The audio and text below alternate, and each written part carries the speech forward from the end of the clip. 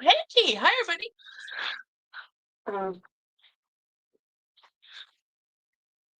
let's see. Hi, Craig. Hey, Luxation. No. Hey, D. Higginbotham. Um, D, I love the bag here. Yes. He just showed me the bag. D is gorgeous. So I'm going to show you the picture on my phone. Can I share it, Craig? What a day. It's been a weird day today. So you can see my background changed some. The streaming might not be perfect because I'm on the Wi-Fi and off the hard line. So this is the bag that Dee sent Craig. It's a Harry Bendel bag. Look at how cool that bag is. It's beautiful. Yeah. I know it's not quite focusing, but it's a beautiful chocolate brown Henry Bendel bag. Beautiful. Um, Gosh, that looks so much like the Burrow bag too. It has zippers and a center compartment and the two side. Very beautiful.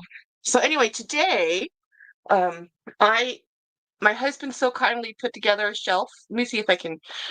I'll show you a little bit. That shelf right here, this shelf. He hated doing it. It was pain in the neck. That's the shelf I bought because this shelf broke. So this shelf is supposed to have casters. They fell apart. Um, and I can still use the shelf, but it's very precarious. I will eventually toss that out. Well, next time we have like a big bulk pickup or something. But so basically what you're looking at behind me now is double stacked shelves. So at the against the wall are shelves, and then in front of them are bookcases. So this one is the same size as this one, just one shelf lower, so it's not tall. That's the only difference. So this one I can move because that one has casters. This one I can't really move easily. That's why there's not much on there. It's very light. And then this is a little bamboo shelf I had over there. And basically I have one more shelf I can put next to this black shelf, and that's it. This room is at maximum. There's no space. And then I still have one, two, three, four, five, five, five storage bins. So, oh, it's purple, super dark. Okay, it looked more brown on the photo. Hello, Dawn's Donut. Dawn's Donuts, girl, you need to have your own YouTube. I saw your collab today, you guys. Dawn's Donut. Hey, Jeanette. Dawn's Donut collabed with Dee Dee Bean, Cammy's Closet, Missy's Luxury Boutique. No, Missy's Makeup. Why can't I remember her channel name? Well, Missy and Madison. So Madison, Missy, Cammy, Dawn, Melissa, not Melissa. What is her name? Mary Louise. Maria Louise. Oh my gosh, loves luxury from Canada. Hey, Keith. Um, Yay! Surprise, surprise! Yeah. So Dawn's Donuts did a Friendsgiving swap, and she participated even though she doesn't have a YouTube channel. It was really cute. And by the way, Dawn, that bag you got from Dee Dee, I love. Love. I actually have that print in the zip satchel. That bag is so pretty. Love a hydrangea moment. Oh, and Raelle. I forgot Raelle. Thank you, Dawn. Raelle's Closet. She got Maria as her gift giver, and she got some. Oh my gosh, just the perfume samples alone, I would have been screaming because oh my gosh, how cool. Um, so Ken says, "Oh, thank that's awesome. So glad to hear that. How about the rest of the week? Today was a good day, Keith. Thank you. How have you been? Thank you. I love it too. I have the hydrangea satchel too. Yes. So yes, the hydrangeas, and then she gave Dawn got the hydrangea crossbody bag, and then the Portland Leather Goods journal book. I have two of the, I have the different version that what Dawn has, but I have two of them. They're great. They're fantastic. Now, Portland Leather Goods might not be my jam on the bag side, but they are my jam on the SLG side. They are awesome SLGs. Um, Yeah. Yeah, small wins, everybody, small wins. We're just happy to have Craig with us and typing. Sometimes he's lurking, sometimes he's not lurking.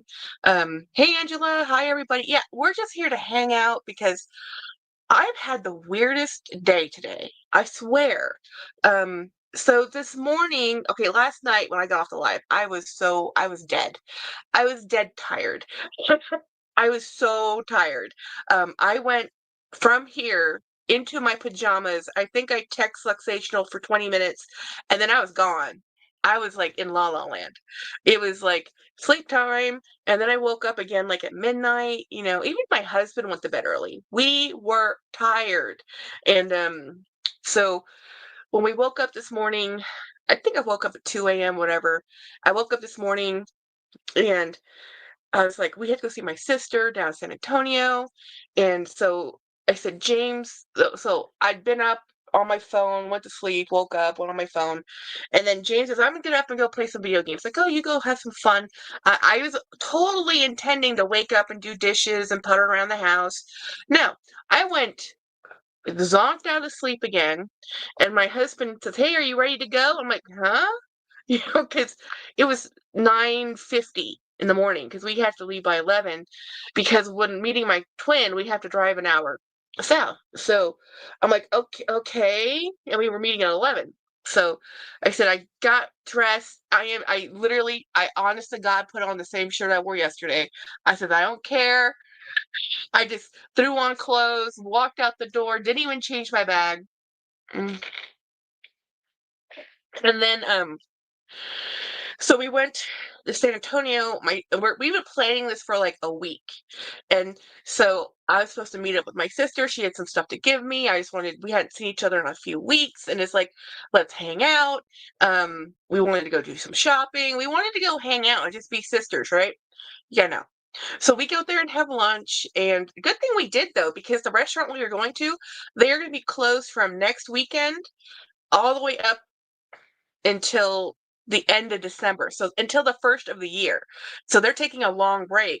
I have a feeling they might do some remodeling, but I have also a feeling that they're going to Thailand as a Thai restaurant. So anyhow, Jenny gets there and she sits down. I look at her and I'm like, ooh, you don't look good, girl. And she's like, I don't feel good. I'm like, what did you do? And she's like, I had a cheese quesadilla for breakfast. I don't feel good. I'm like, girl. And so she didn't eat. She just sat there. She could barely sit up. So she just went and sat in the car. So basically, her whole family's sitting out with us, hanging out. We're doing the family thing. My poor twin, who wants to see me desperately, who's jealous of my time, who wants to see me all the time, is ill. She's never ill. You know, she's this. Like, I don't know how my sister can function in life. She's so much more um active than I am. So anyhow, she we part ways and Jen says, hey, come to the house, because she didn't, of course didn't. I was supposed to go to her house, you know. And I said, Jenny, you should go home, you do not look good. So we went to her house, picked up stuff, which means there was another 20 minutes drives. She's not lactose intolerant, Keith, but she and I are both on a huge amount of medication, and some of that medication reacts very poorly to fat, and she had a cheese quesadilla. So we think it was the cheese quesadilla, the cheese itself, that did it, because she normally doesn't eat that cheese. When she does eat cheese, she eats cheddar cheese. Now, sharp cheddar cheese has a lower lactose in it, and also it has, I think it's less fat because of the way the drying and aging period, the time. But anyway, the cheese she ate was plain old American cheese, and plain old American cheese is mostly oil. It's it's not actually much milk in there, guys. It's mostly an oil-based cheese. So, yes, she ill. So we parted. I went and got my stuff. So what did I pick up? She got this Stitch cookie jar for me at TJ Maxx or Marshall's, one of those places. And she picked up that Mickey at that Mickey, the big Christmas Mickey, at Costco for me. So I changed up my decor. I do apologize for all the holiday purists. You are going to be seeing Christmas Mickey and Christmas Stitch for months. I am not. I love them. They might be living there forever. So basically, Jenny went home. She laid down for 2 or 3 hours, and then she felt better. And we by the time we got home, um, we didn't get home until 2, and we basically went to sleep. I went to sleep. I did not wake up until 5:30. Um, so basically, I slept most of the morning. I went out for 4 hours in the midday. I came home. I went to sleep again, and then, and I still have 3 more days of antibiotics. Jackie, do you know the Dooney and Burke X6 Equestrian Crossbody bag? Yes, I probably have a version of it, but Keith, there's so many different versions of that bag. Send me a photo, and I will see if that's the one I have. I probably have it. So, oh no, darn, my tree is not up. I normally do not put my tree up, and I haven't for 4 years now. Well, okay, there's a whole story. Let me get there. I'll get to the tree story in a minute. But, um, so anyhow, when I woke up at 5:30, we woke up at 5. I didn't get out of bed till 5:30. James went and I said, "Can you please put together a shelf?" He said, "Yes." And I said, "It's pretty much a Lego set. There's so many pieces to it." And then I come out and he's almost done putting it together. I said, "So how is that one to put up? How is that one to put together? Because I still hate it." He goes, and so the whole point of me buying these shelves, the ones that fell apart, where I didn't need him to help me. And everything else I have in here, he's had to put together. James likes putting together mostly IKEA furniture because their instructions are very plain, they're very easy to follow. He likes that, right? But he's been putting together so many Kallax shelves in the last year. We have one set of Kallax shelves he hasn't put together yet. It's still in the box. And I'm not going to keep pestering him to do it because so I just bought shelves I could put together without him, right? So, and then when that broke, I had to go buy shelves that, again, he had to put together, which was not his favorite thing to do, but he's a trooper and he did it. And he knows that it helps me get this room clean. So I now have to face the reality of I have one more bookcase I can kind of cram in front of that one, and that's all that fits in this room.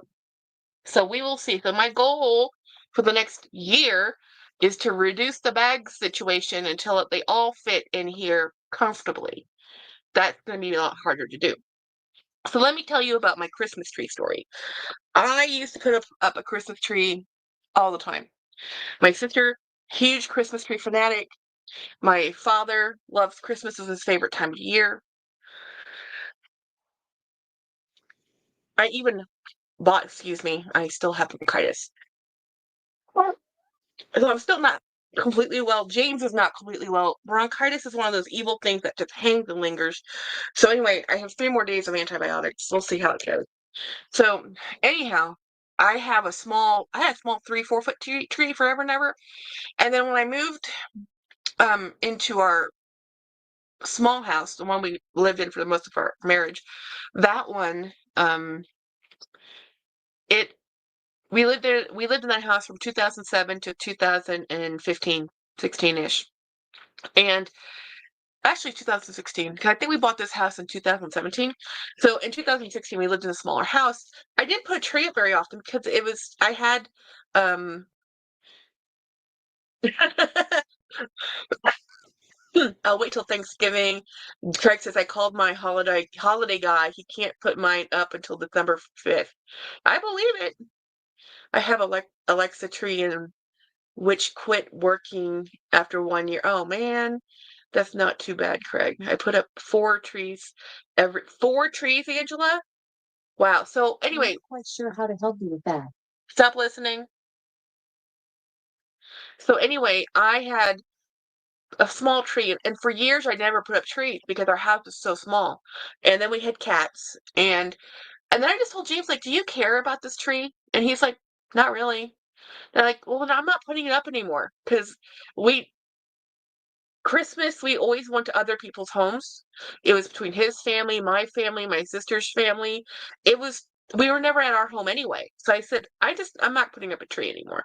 So then when we moved to this house 4 or 5 years ago, his mom was supposed to come over to celebrate Christmas at our home. And see, at his mom's home, his mom has a standard tree she puts up every year. So we never just put up a tree. We always went to her house anyway. And then, so when she moved, before she moved in with us, I had bought a new tree. I finally bought a new tree. Very beautiful, extremely expensive tree. I said, let me get over this angst I have with my dad and my sister and all the issues I have with Christmas. And I am just going to put up a tree and it'll be fine. It was beautiful. It was gorgeous. It was awesome. And then his mom canceled on us and she couldn't come. And the whole reason I put that tree up was because she was coming. Of course, I didn't realize this was 4 months before she ended up moving in with us. Um, we didn't know how bad she was, right? So anyway, I put the tree up and it's never gone back up because when his mom moved in, we had to move so much stuff around. There was literally nowhere I could put it. Where I used to put that tree, I could not put anymore. And so even now I still have that tree. The furniture situation's still kind of weird in that room. And it's a big tree. It's like a 6.5 foot, 7 foot tree now. It's not a 4 foot little small tree anymore. So we don't have a Christmas tree. We do have a Charlie Brown Christmas tree that we keep up all year round. It's on our dining room table. So we don't really have a tree. Hey, Miss Jelly. Um, I don't do decorations. I really don't decorate in general. I'm not a seasonal person. I don't do that much seasonal attire. It's not so much that I'm a Grinch. I could be, but my family beat me down with Christmas decorating that I refuse. And I enjoy all the beautiful holiday decorations everywhere else. I think people are amazing. Did you see Yoda on one of her videos? She was showing her trees, her whole white theme. I think is fabulous. I literally think it's fabulous. I just have no desire to do it myself. None. I did not get the interior design to Jean. Hey Jackie. Hey Rabby. Everyone cooking and listening. Woohoo! Rabby, you're so good about cooking all the time. I just went and got a hamburger because I'm not good about cooking. And just I got all out of decor.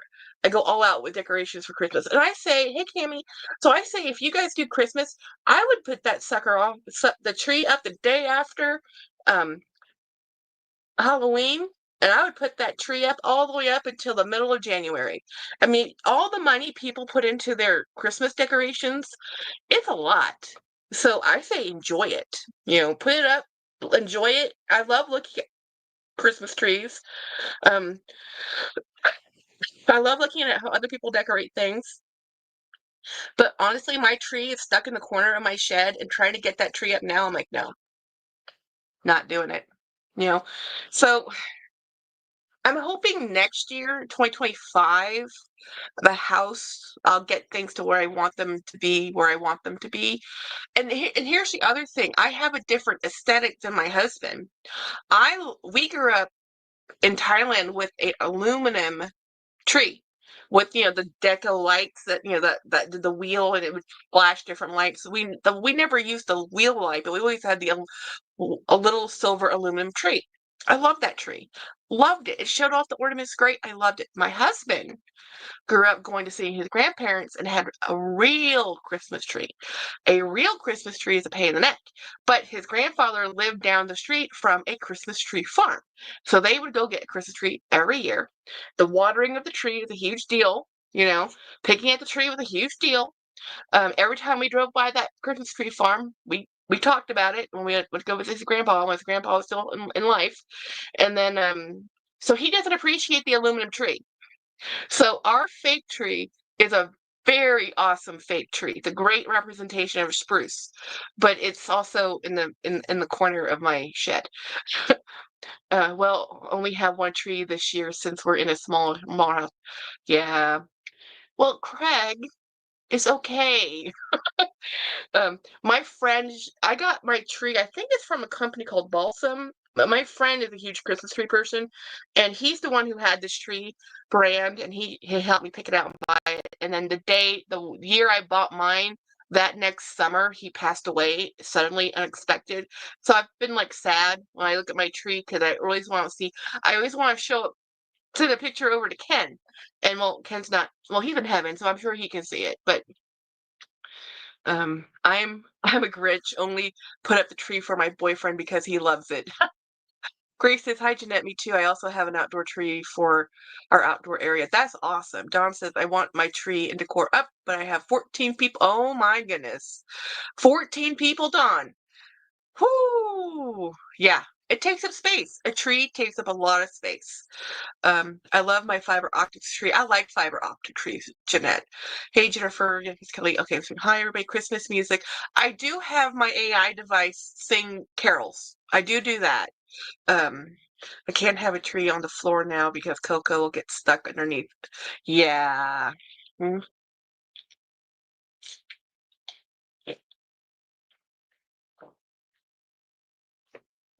Keith says, Ravi, I'm with you. Decorating is not worth the hassle. I'd rather just enjoy other people's decor. Me too. You know, it's a lot of effort. So it's beautiful when it's done. And when you have a family, you got to do these things. You know, like my sister, she has 7 cats and 2 kids, and they fully admit when they put their tree up, it's probably going to come crashing down. I said, yeah, but you have to do it.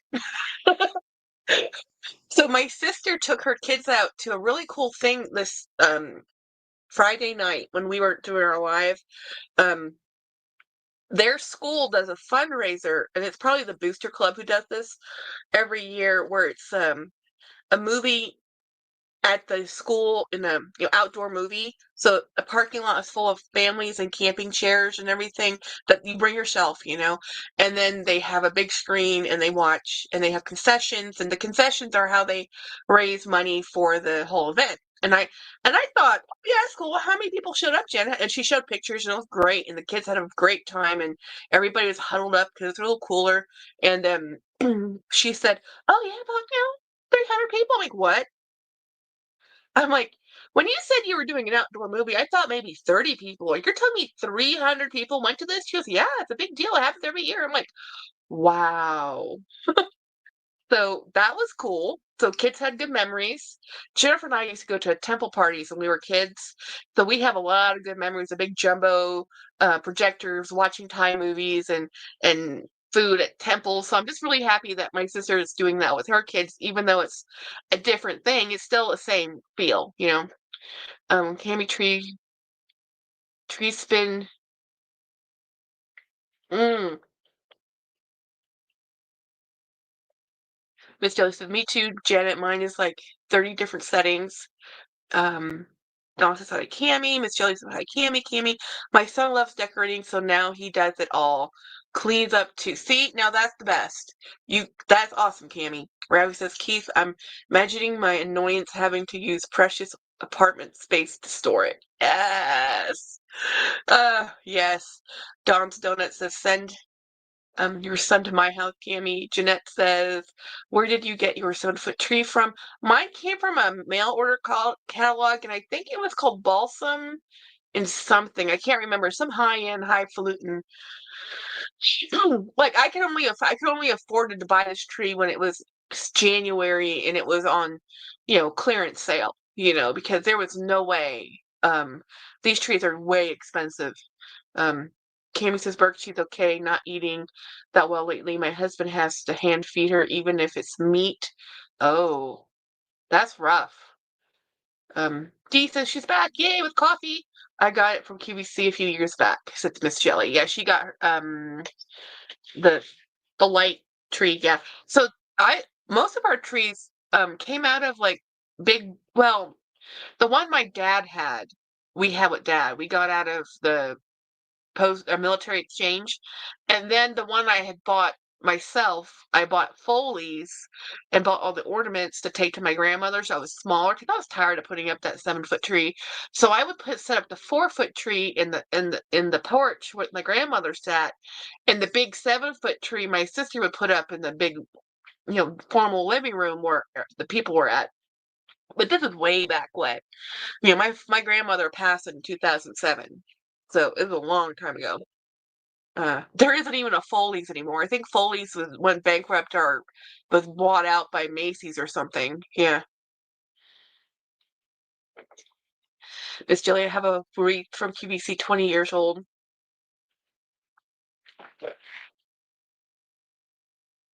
Yeah, so our fur babies are doing great. They were having fun time trying to They're just so silly. Their personalities are so funny. They're so different than Mr. Watson was. So Mr. Watson was like, I still miss him. I still think about him all the time, him and Milo. But these two fur babies are just so ridiculous. They have so much more energy. They're so much more inquisitive. Um, they're just funny little dogs. And they hang out with James the most, and that's for the better. I want them to bond with him the most. But I also told, and I was worried, when we got them that they wouldn't do well because they'd gone from owner surrendered to a 1 week foster, then to a 10-month foster, and then now they've been with us for I think 3 or 4 weeks now, and it's really difficult because it's like, are they? We can see them settling in a bit more, but it's we're just waiting for them to feel like this is their home. So the thing with these two dogs is they're a lot. We've never had a bonded pair like this, and or a pair in the same breed type. So these two always want to be together, which we were told, but they feel more comfortable in the crate than they do free roaming. They don't want free reign of the house. They're used to being chaperoned everywhere they go. So they want mom and dad, somebody to be there. And so when they're in the living room, when we're gone, we put them in their crate. When we come home, they go outside. They have to be as escorted out to the yard. We have to supervise them, okay? And then they have to come in, then they have their dinner, and then they go hang out with James in his room, and he has to close the door. We can't give them free roam. If we open the door and they run all over the house, every time there's a stray noise, he's on alert mode. So he's most comfortable if the door's closed, and he's both of them are. So when we're in the bedroom, we close the door. When we're in they feel better in an enclosed space. I don't think they ever had free reign wherever they lived before. They were always chaperoned. What is QVC? QVC is man, I wonder what that something channel. It's like the home shopping channel. I wonder what QVC actually stands for. I don't know. I've bought from the Home Shopping Network and I've bought from QVC. See, at least HSN Home Shopping Network makes sense, but quality, I'm gonna have to Google that now. I live in Ottawa. Um, I still secretly watch TV. The thing about watching Miss Jelly, any of the home shopping networks, everything first of all is fabulous. Nothing is never not fabulous. Nothing is ever negative. And I think that's also why people like YouTube reviews because everything on quality, value, convenience. Thank you, Keith. Thank you, Dawn. I was just about to Google it. Um, I've bought from both platforms. So QVC they do exclusives a lot with Dooney and Burke. So they have stuff that will go only to the QVC channel. And a lot of the times the stuff there will go there first. It will sell through there first. And if it's popular, they might bring it into their full line. Some of my favorite bags came out of QVC for Dooney collabs that never made it to the main Dooney. Dooney does exclusivity pretty well. So the Dooney Disney, where you can get it and how you can get it is very limited. The exclusives with QVC, same thing. You have to get them through that. The QVC baseball and NFL bags have a little bit more distribution. So you can get those to Macy's and Dillard's and stuff. But they're pretty smart on how they deal with their contracting of who can sell what. The thing about QVC and HSN is everything's perfect. And if you watch it long enough, you're going to want to buy something. I have bought plenty of things from both formats, and it's very addicting because it's like, oh, that looks so awesome. And I've liked everything I've purchased from them. So it's not as if I'm buying things willy nilly. But what I have found is they're a little expensive. What makes them actually pretty affordable is their payment plan option, right? So that's what makes it kind of like, oh, I could buy that 5 easy payments or whatever, or however they want to do it.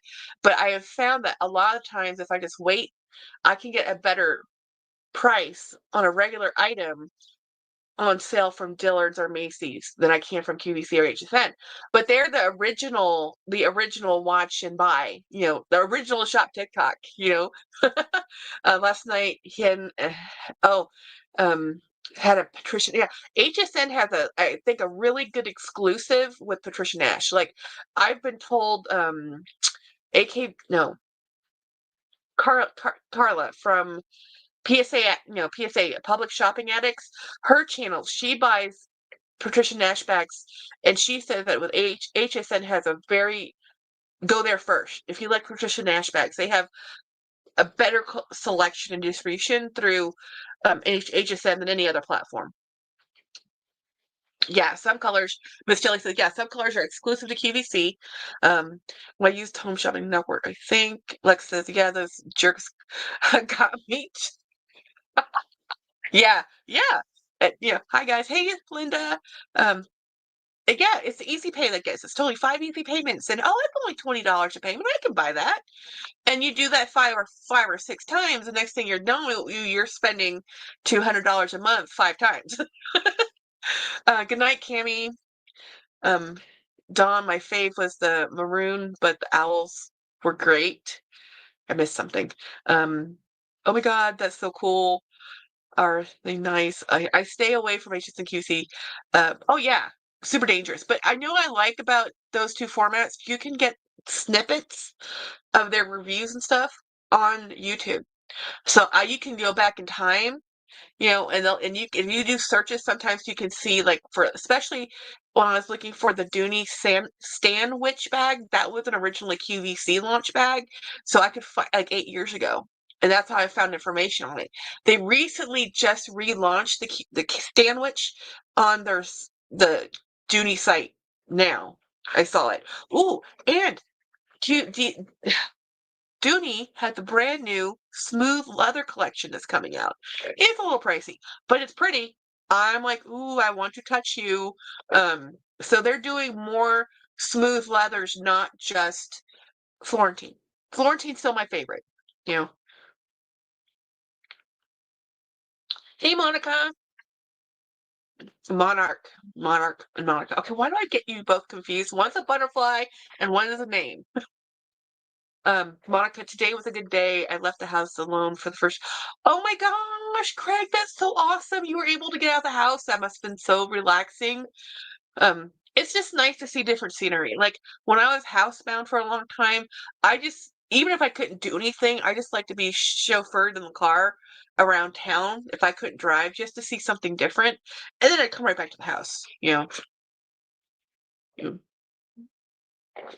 And honestly, it was with the pandemic that James and I just do car picnics. Hmm. We'll just go get fast food or something, drive to the city park, and we'll drink and eat and watch the ducks and just hang out and chillax. And there's no people. There's ducks and pond, and it's great. We just don't like people. Um, we've also become those people. Okay, I'm sure people can relate. You know how if you have elderly grandparents, elderly people in general, and when you were younger, when your grandparents said, well, we're going to go this way. Well, Grandma, the highway's right over there. We can just go that way. Like, no, no, we have the way we like to drive, and they'll be driving, through the neighborhoods. They're looking for certain lights. They want to go to different um, stop signs because they don't want to drive at the speed of the highway, right? Or they don't like that way or that turn or whatever. So they took all the back roads to get around town, and we'd be like, "There's a highway right there," you know. And now that we are older, we live in this smallish town that's growing, so we have a couple ways to get into town, right? Because we're on the outside of town. We're still within town, but a little bit on the outside, that instead of turning left outside of our neighborhood that takes us to the town square, because navigating the town square is such a pain, we have become those people that go straight to go through the back neighborhoods. We don't have to go through the town square because the town square is just so annoying. I said to James, like, have we become those people? James was like, yeah, we've become those people. Oh my gosh. Um, Y'all are so. Oh, Craig, you're awesome. Yep, that was my mom on highway says, Lux, Craig, don't say that. You're worthy. Miss Jelly says you were missing. We were missing Craig. Glad you're back and feeling better. Linda P. No, says Craig, we love you. See, much love. Keith says, wow, Jackie, I literally thought of my only my parents were like that. No, no, no, no. That is not only your parents. It's like everybody's parents have done this, and every kid it says, oh my gosh, mom and dad, there's a highway. Aaron says, hey everybody. Um, Monica says, Craig, you're always miss you when you are not on. It's not the same. Yeah, no pressure. Jeanette says, hey, Aaron. Yeah, so, yeah, no. So we have become those people. And I mean, when I moved here 8 years ago, I moved from San Antonio. San Antonio is one of the top 10 largest cities in the United States. It is huge. And I was used anywhere you go in San Antonio, you can drive 30 minutes. You're still in San Antonio.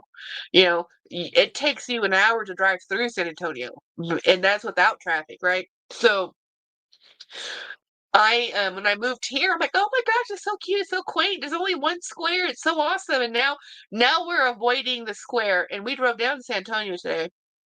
And this is like the first time, like, I've driven down there. And the longer we live here, the easier it is for me to go back to San Antonio because I never thought I'd leave San Antonio. I never wanted to leave San Antonio. I wanted to work there, live there forever. I never wanted to leave. I loved living there.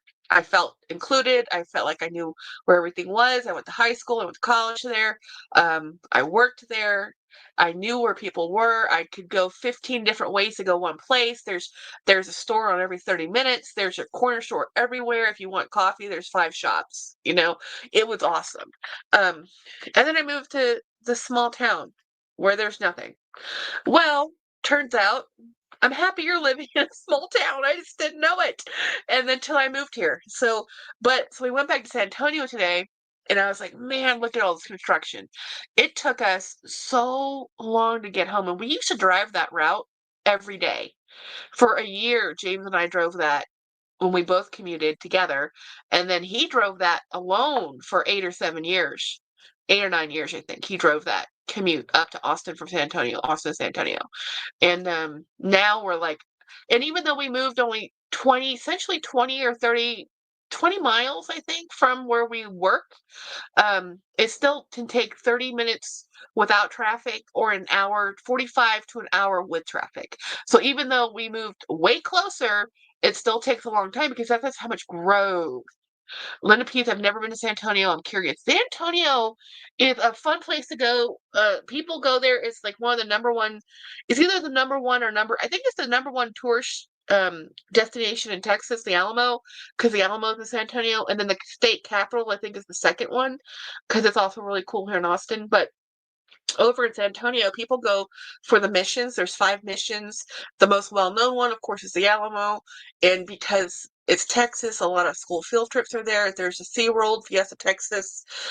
There is a very amazing zoo. It's a small zoo, but a fantastic zoo. I mean, it's not like the San Diego Zoo, guys, but it's still an awesome zoo. Um, and so it's a really cool place to go, but I recommend people going there. Don't come during Fiesta. Never come during Fiesta. It is a nightmare. Um, it's one of the biggest party week because it's a whole week. The whole week. Um, Dawn says my eyelids are getting heavy. I need to go. Bye, Dawn. Um, never seen it says it takes me an hour to go 14 miles. Oh yeah, Orlando traffic is no joke, Angela. No joke. Uh, and very flat roads. Aaron says, anybody decorating for Christmas? Yeah. Oh, yeah. You missed Aaron. You missed all the Christmas talk. Most half the people in the chat, their trees up. I've always wanted to see Texas. Texas is different depending on where you want to see Texas. Parts of Texas, right? Um, so San Antonio is actually very fun. I would recommend San Antonio as a tourist destination, but I would also recommend going with a tour group or guide because it it's more fun when you have some history and know where you're going. right? And the tour groups and guides do that, and they'll take you to the fun places and the touristy places and the okay restaurants and the going it on your own. People do that all the time. That's cool. But I don't know.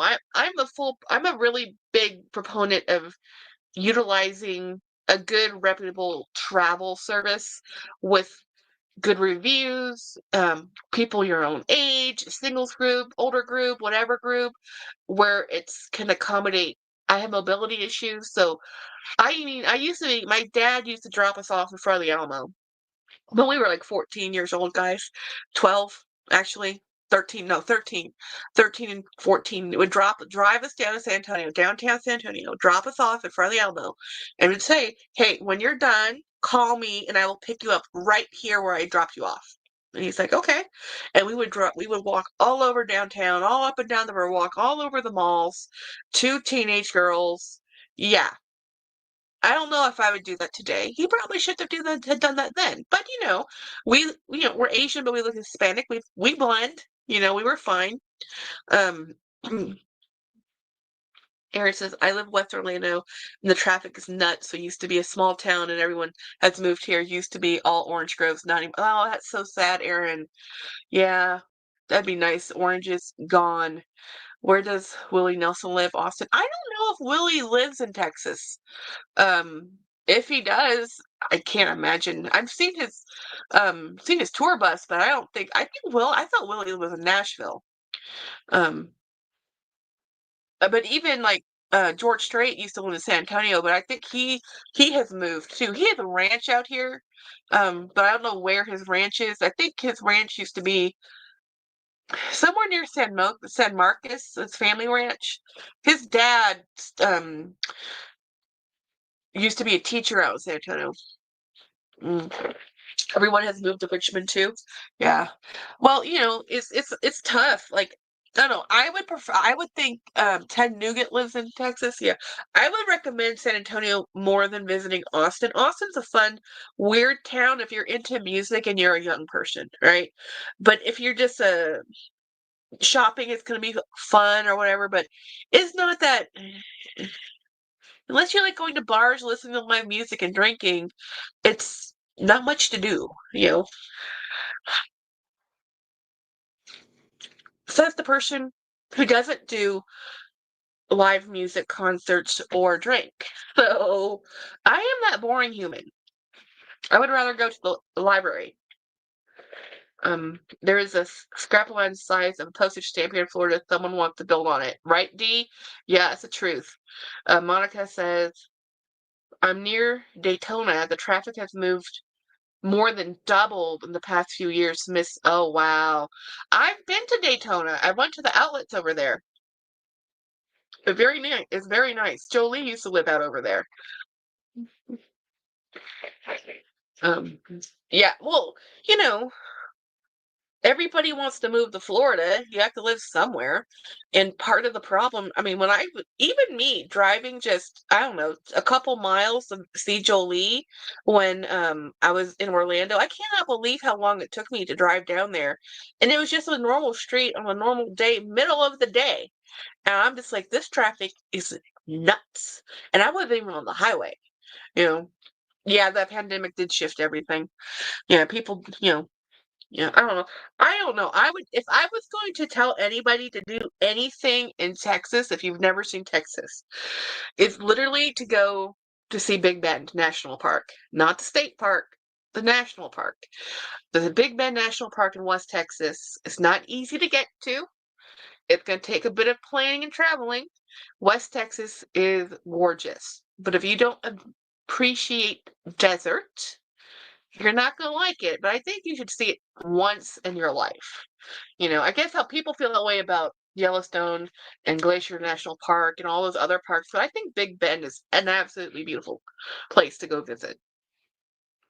And I think it's just beautiful. And I've met people when I've gone out to Big Bend, people who have fly there from around the world just go there to hike there, right? And James and I will go to Big Bend to do a little trail, little small like I'll do the small one, scenic loop, and then we'll drive around. We mostly drive through Big Bend. It's hot, okay? So, and then we stay at Fort Davis. Fort Davis is it's a state park. Fort Davis is right next to the McDonald Observatory, which you can go visit. That's cool. That's worth doing. Um, that's a lot of fun. But see, we're nerds. We're nerds. So our vacation is to go to the McDonald Observatory to go look at, space things and telescopes, and then to go hang out and spend the night in a state park. That was our vacation until James discovered Disney. And now Disney is our vacation. I kind of miss the state parks, guys. I don't miss the okay, absolute darkness and quiet and no internet. I don't miss that. And we camped with an RV, okay? We did not camp with a tent. We did tent camping because my sister was a huge tent camper. I hate it. Hate it. We had to take battery operated fans. We had battery operated power banks. We had solar panels. It was ridiculous. James is a hot natured sleeper.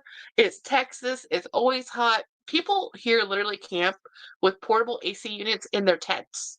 I am not kidding. um, yeah, Big Ben's pretty cool. Yeah, Aaron, the Disney fireworks at night, I think it's awesome that they do them, but it gets old, especially if you live there. Because they do fireworks at Fiesta Texas not every night, but I think every weekend or something. My idea of camping is nearest Holiday Inn. That's me, Angela. Um, I did camping with my twin just because she had wanted to have people with her, and she had Violet. So we did it, and I said, and once I said, I'm never. This is what and James talked me into the camper, right?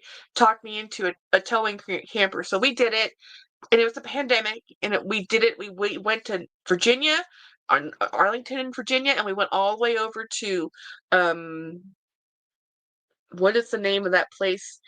Right outside of starts with an O.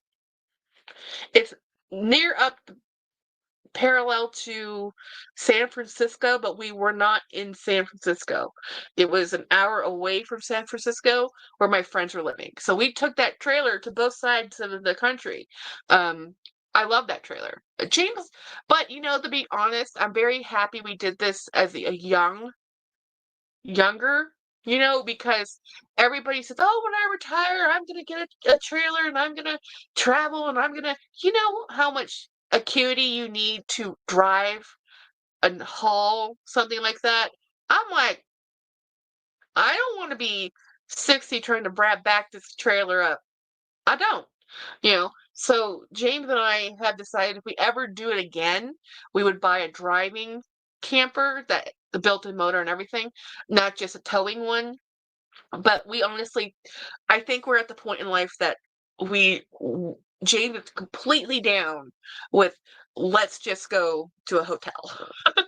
And plus, we sold that camper, got some money back, and all in all, the money we sunk into the truck and the camper in the years we had it's actually better when we put the money into the timeshare.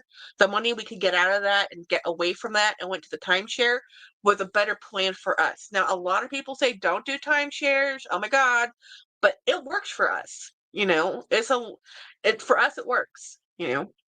I have I love to camp, but you have to fight the mosquitoes and flames over there. Yo, yeah. People who hike the Appalachian Trail, I'm like, y'all are wow. And no. Yeah, the idea is camping is cute, but it's something appealing about moving on your own momentum and ability to hike and bike and travel and to see nature away from everything, away from man things. I mean, a trail. You have a trail, but in nature there is also wildlife, and I don't like wildlife. I like my dogs. Those are man's best friend. They are wonderful, domesticated, gorgeous, wonderful pets. And I like them more than cats because cats can be like, it's on their terms. dog that's always like, I love you, and I love that. So in nature, they have bears and cougars and mountain lions. hmm And those are the big things. The little things, though, the ants, the mosquitoes. Yeah, no. When you have to go hiking and hang your food up in a bear-proof bag hanging from a branch, no. No. I need a door and a lock and air conditioning. As I said, zombie apocalypse. I am the first one down. First one down. This girl has no survival skills. None. I don't have 6 months of water stored. I don't have food storage. If there is no gas in my car and there's no gas at the gas station, I stranded. If I need to figure out how to light a fire, I need a match. Do I own any? No. So yeah, first man down right here. I know enough to know enough that I need a city. Linda P says, I'm so glad you traveled much. One, yeah, me too. Like I actually don't want to travel internationally, and I feel bad for James because he does. He does want to see these things, but the older I get, the more scared I get of traveling internationally. And what I mean by that is, I know very well that being a tourist in a country, you are a guest. You are always a guest. You are given the privilege to visit, and you are walking into customs and places you don't know. And that's why I prefer travel agencies and organized groups or people who already live there so you don't make cultural mistakes or you don't make blundering idiot of yourself and do something stupid that is like, oh, you're an American. Because I've been to those places. I've seen that. I normally, when I would be living with my mom, visiting places, we could spot the tourists, you know. And I'm a tourist, but I live there because my mom lives there, so it's a whole different vibe.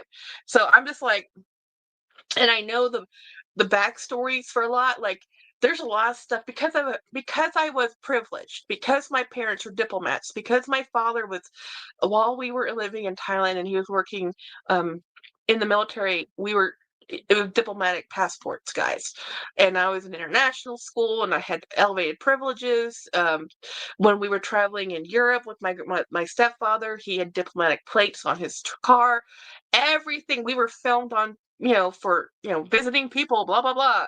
You know, it it is a different way to live when you have those types of privileges. And one of the things you hear when you're in the diplomatic community is what happens to tourists who fall by the wayside of the law in the countries they are visiting. And when you know that side of the story, it makes you look at traveling differently. It really does. And so I know how privileged I am. And I'm like, I don't really want to do this. And growing up in Thailand, where I was growing up, knowing the amount of corruption and how their local system works, I never want to be on the wrong side of the law, ever in Thailand. I was watching a YouTube documentary actually of an Australian tourist who was in Thailand. She was a addict for heroin, and she was in Thailand and she was caught trying to post a couple grams or whatever to Australia. Now, here's a little known fact. Most countries, when it comes to drug related offenses, you think, well, I'm Australian, I'm American, I'm whatever. It doesn't matter. You're in the country you're in, you're susceptible to their laws. And there's no extradition just because you're an American or you're an Australian. So this Australian lady, she wrote a book. I'm thinking about buying it. She got a 30-year prison sentence in Thailand in a women's prison, and she's Australian, right? And she ended up serving 7 years. I don't remember how she was extradited or she was able to be extradited to Australia, but you have to apply. It's not as simple as your country will take you if you're a felon or something in another country. Um, Essentially, she was trying to mail, you know, an illegal substance to her country. Her country said, "We don't want you back. Stay there." You know, and then she went through the Thai criminal system, and they're like, "You got 30 years, girl." And she wrote and did an interview about what it was like in a Thai prison as a foreign person. Of course, after being there so many years, she was speaking Thai. Um, so at that point, but she didn't go in there speaking Thai. And she was able to get back to Australia after 7 years. She spent another 5 years in the Australian system for her offense. She was able to get out after time served. So she served 11 years in total for a crime of mailing an illegal substance, right? She got clean. She's never done drugs since, but she had a whole life of being an addict and everything. And she this whole book is talking about it. And it's a fabulous little story. I wish I remembered what the name of the book was. I think I put it somewhere in one of my to be read later books. But um, that type of stuff, and that's a good ending. That's actually a good story. um, Grace says, "Oh dear, these Aussie tourists," right? Well, here's the thing: in Asia, most of the tourists that go to Southeast Asia are not actually Americans. A lot of the troublemaking tourists in Thailand specifically are actually German and Australian. People think when they go to another country that laws of their country don't actually go with them. But they don't take the time to look up the laws in the current country. So a lot of times tourists will go into a current country thinking they can do whatever they want, and yeah, no, and they get caught on the wrong side of the law, and they're stuck in that country's legal system. And it's like, yeah. And again, so this is not, if you're not doing anything wrong, if you're just being a normal tourist staying with a group, life is fine. But what if it's not? And so again, I've watched too many things, heard too many stories, that I'm very happy being right here. It's not as if our legal system is the best either, but at least here I know that if something goes wrong and I end up in the wrong side of the law, I do have some rights versus other places. So, yeah, no. Right, you have lived it by that country's rules and laws. Yeah, you're a guest. As I tell people, when you go be a tourist, you are a guest of that country. It might be a nice country, it might be an ally, we might be really cool tourists, and they might speak English. You're still not part of that country. You are a guest. But sometimes as guests, we are not very good guests, you know? You know the person who's traveled a lot though is Keith. He's gone everywhere, you know. But men are treated differently than women as tourists. Well, in Malaysia, it's still hanging sentence if you're caught drug trafficking. Exactly, Grace. Exactly. You know, that woman in Thailand, she's an Australian. She got a 30-year sentence. That wasn't to make an example out of an Australian. That was just the sentence. And then when she got taken back to Australia, like, well, okay, for that offense, we'll just have you stay for 5 years, 5 more years on top of the 7 you already served. You know, because they're a little bit more. And then when she's back in Australia, she has a bed. She has running water. She has food and air conditioning and health care. You know, as a criminal in Thailand, that's not the case. You know, yeah. Yeah, don't even look at some of the drug laws and issues in the Philippines. Those people are just they are cracking down on drug related things. Officer Saya. Hey, Saya! Hello, Saya. Aloha. Um, how are you doing? Are you at work, sir? Um, yeah. So anyway, all that to say is I really love being in America. I like being here. As much problems as we may or may not have, um, it's still my home. And I am an American by birth. You know, I was born in North Carolina, folks. Holding down the store till 9. You go, Saya. Oh man, I do not miss retail hell. And I'm sure your holiday hours are starting. Because I mean, can you guys? Have you guys seen the amount of early Black early Black Friday access, early Black Friday deals? Buy now before Black Friday. Sign up for Black Friday deals. It's like everyday emails, twice a day. 10 to 10, 7 days a week. Oh, that's awful. Yeah, rough, rough, rough, rough. Um, yeah, so no, I've been looking at handbags. I know it's an illness, it's a curse, it's a love. Look at the abundance around me. Do I need another bag? No. Do I love bags? Yes. Speaking of bags, let me walk out there and get my bag of the day. 'Cause I need to change it.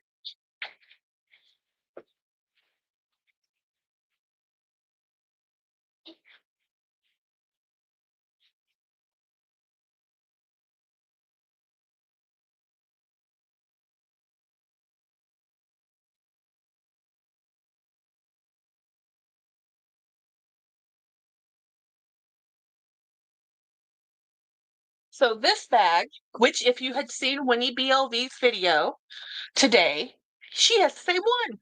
And I think she's right. I think they're all a little different.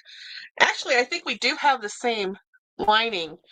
Um, all of our bags are a little different. And Dawn Les Couture showed her bag that she got from Naomi. Oh, people are vicious during the holiday season. It's a lot of stress, lots of stress. Um, Christiana, hi. Um, so yeah, it's the holiday season is a very, very, very stressful place. Um, people are So anyway, I'll be here on Thanksgiving.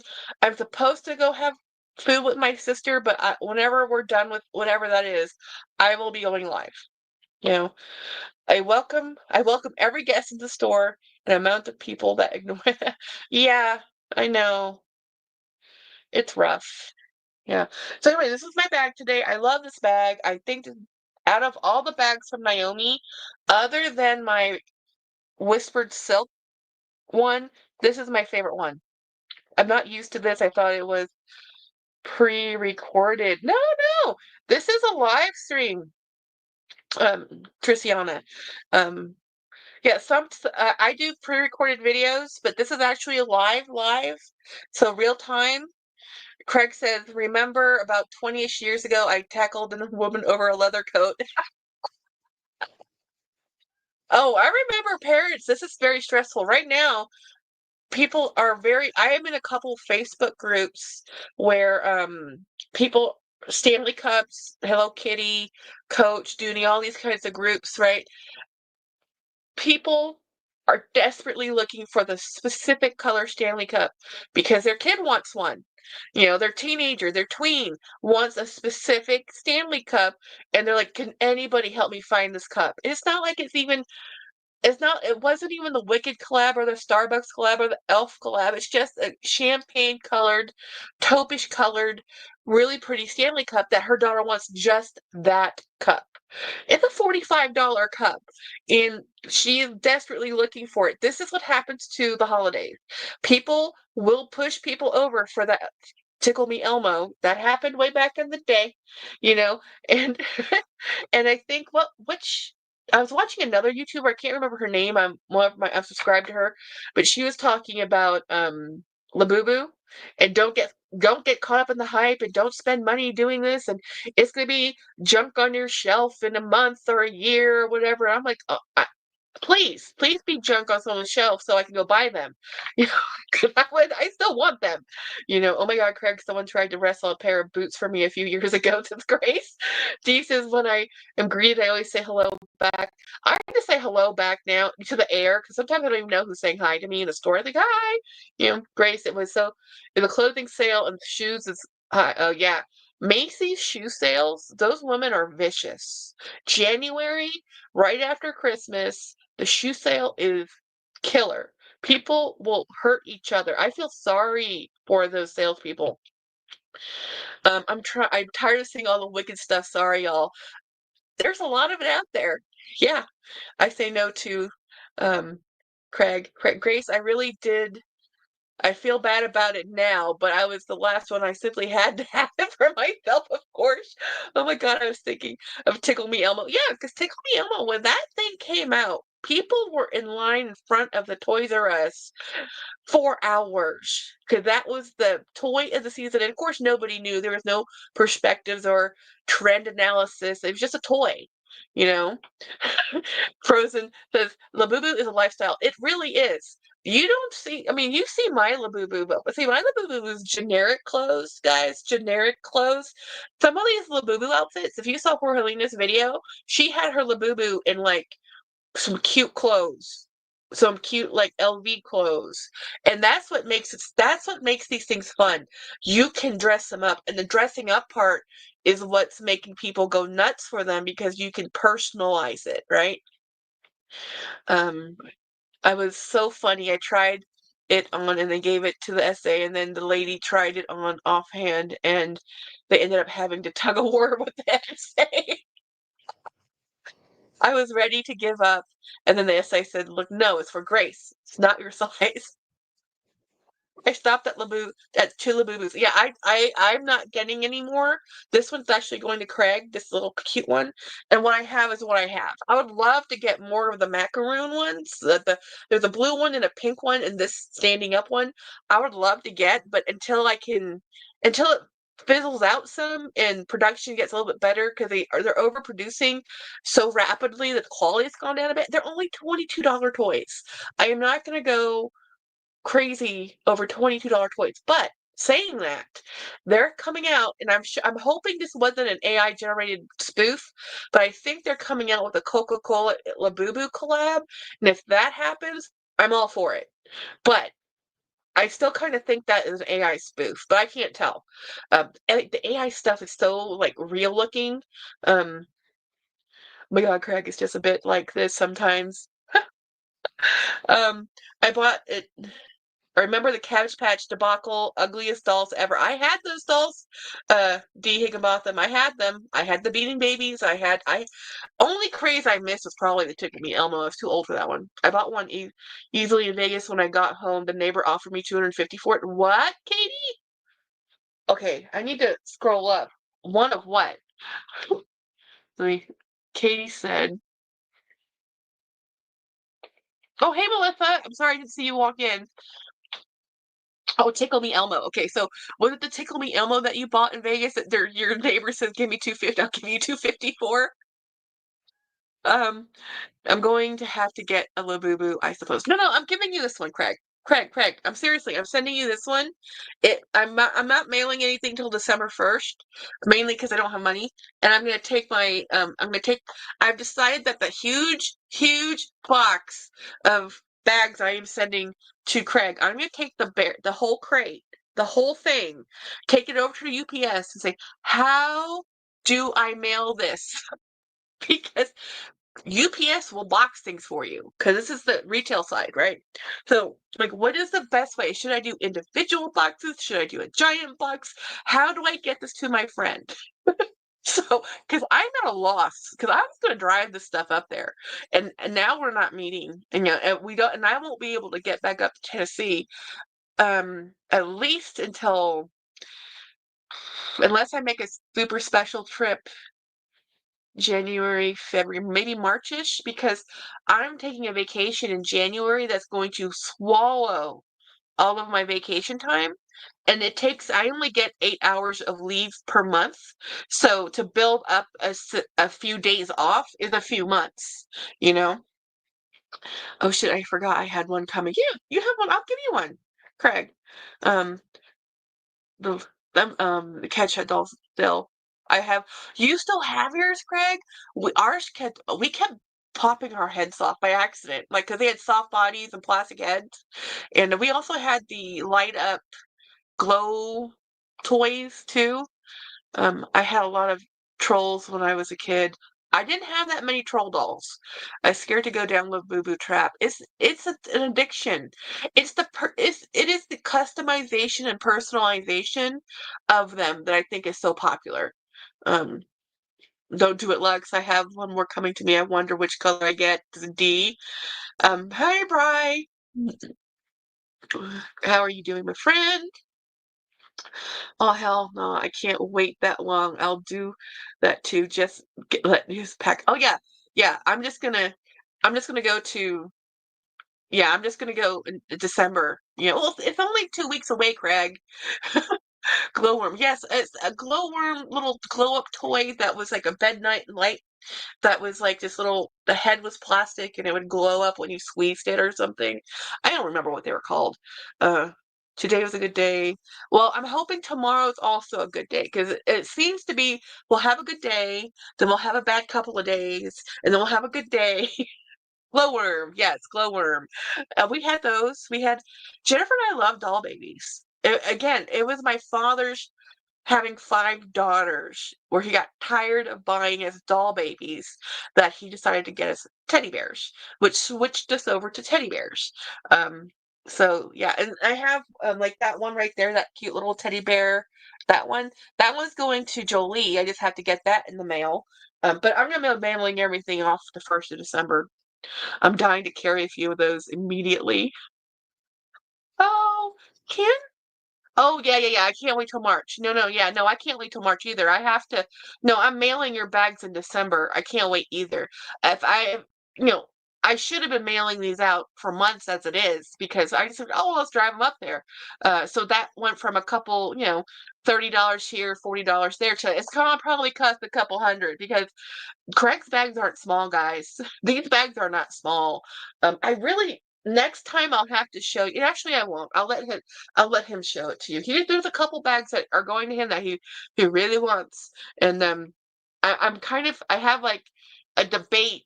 I'm trying to debate in my head which one he carries first, and I'm trying to see if I win my own bet. And I won't say which one it is because I want him to surprise me. I'm so happy for you, my friend. I'm trying to get over oh man, Bri, I get it. I have uh bronchitis and I will probably have this for 3 months. I do not recover from bronchitis well. Um, it is just one of those things. Hmm. Oh, and it turns out the choir director at my church came down with walking pneumonia. I'm like, and as a choir director, the guy he does a lot of the singing too, it's like, oh wow, you know, that happened. I'm like, so, and I told my boss like, hey, yeah, I'm medicated now. I'm on antibiotics, but that whole week I was working. Um, I'm sorry if anybody else gets bronchitis. It's my fault. Mm. Oh yeah, it's everybody's getting sick right now. It's just ridiculous. But anyhow, I wonder what. Oh, this came from that other bag. I'm finding stuff I forgot I owned. No one recovered from bronchitis well. It's always. Oh yeah, bronchitis is just the only thing. The only people who recover from bronchitis quickly is when bronchitis morphs right into pneumonia, and they take care of the pneumonia. But if it lingers in the bronchitis phase, it just stays. It just stays. You know. I recently bought a Teddy Ruxpin. I always wanted one, and I was a kid, and I'm currently being aired out. Oh, that's so cool! Oh, Mr. Ruxpin was a chain smoker, poor guy. I'm trying spraying him down with some Febreze and just put him outside in direct sun for a while in a nice sunny afternoon. Get him some UV rays going. Um, okay. There is a doll I did not want as a kid. Chucky. Chucky scared me. The Bride of Chucky scared me. The movie Chucky scared me. Now, I think Chucky might make me laugh, but I was terrified of Chucky. Chucky is cute. Mm-mm. Well, now I think so, but the movie scared me because I really thought my dolls came alive. I was that kid, like in Toy Story, that when you turn off the lights and the dolls and toys would play. Yeah. Travis had the Chucky and the Bride of Chucky. No. Mm. I won't watch Chucky now, as an adult, and probably would make me laugh. Like guys, I still watch the X-Files on mute because the sound alone, like I was in a movie, I can't remember what movie it is now. It was a really good movie. It was a fun movie. Like James watched it and he hates horror films. It wasn't really a horror film. It was just a scary, suspenseful movie about the occult. Like there was like this chateau that this woman um inherited in Italy, and she went down there and she's trying to fix it up so she could sell it, so her family could start over again. And they find this like satanic cult area in the basement of this house they're renovating, and I was so scared. I was saying the Lord's Prayer, and I left the theater because I was like, I can't, this is terrifying. Jennifer and James watched the whole thing, and I'm sitting in the car. I think I was texting with Jolie or something, and they come out of the movie. Oh, and they're like, "Oh yeah, the movie is great." Like, no, it wasn't. No, it wasn't. It was not great. I don't like that movie. It was bad. Craig says I'm a horror movie junkie around here. Our favorite genre. No, I can read. So here's the thing. I can read horror. I cannot, it's the sound and the watching and my brain doing the suspenseful stuff that just, whoa, and I cannot do gore at all. That clown from Poltergeist, yeah. It's a supernatural movie. Yes, supernatural movie. Um, the suspense thriller full. It's so good. Jackie, our Asian horror movies are yes. Oh my gosh, yes. We used to watch the spoof funny ones. Okay, so in Thailand, we watched a lot of Chinese historical type of dramas, I guess, and they're mostly filmed out of Taiwan. Um, and they'd be dubbed in Thai, right? It's one of our favorite types of genres to watch. And it'd be like, and it's so funny because the ghosts in those stories tend to be, they have their arms going out and they hop, and it's a funny, it's everybody has different traditions, cultures, and issues, and we just grew up with that's what Chinese ghosts did, right? And again, I'm in Thailand. It's highly superstitious. Every household normally has a spirit house with it. My grandmother had an altar in her bedroom at the highest part of the house where she kept spirit children, next to the Buddha, and pictures of her past loved ones. And yeah, and we had a spirit house in our front of our house. So when spirits would come by, they would stay in that spirit house and not in our house. This is how superstitious it is.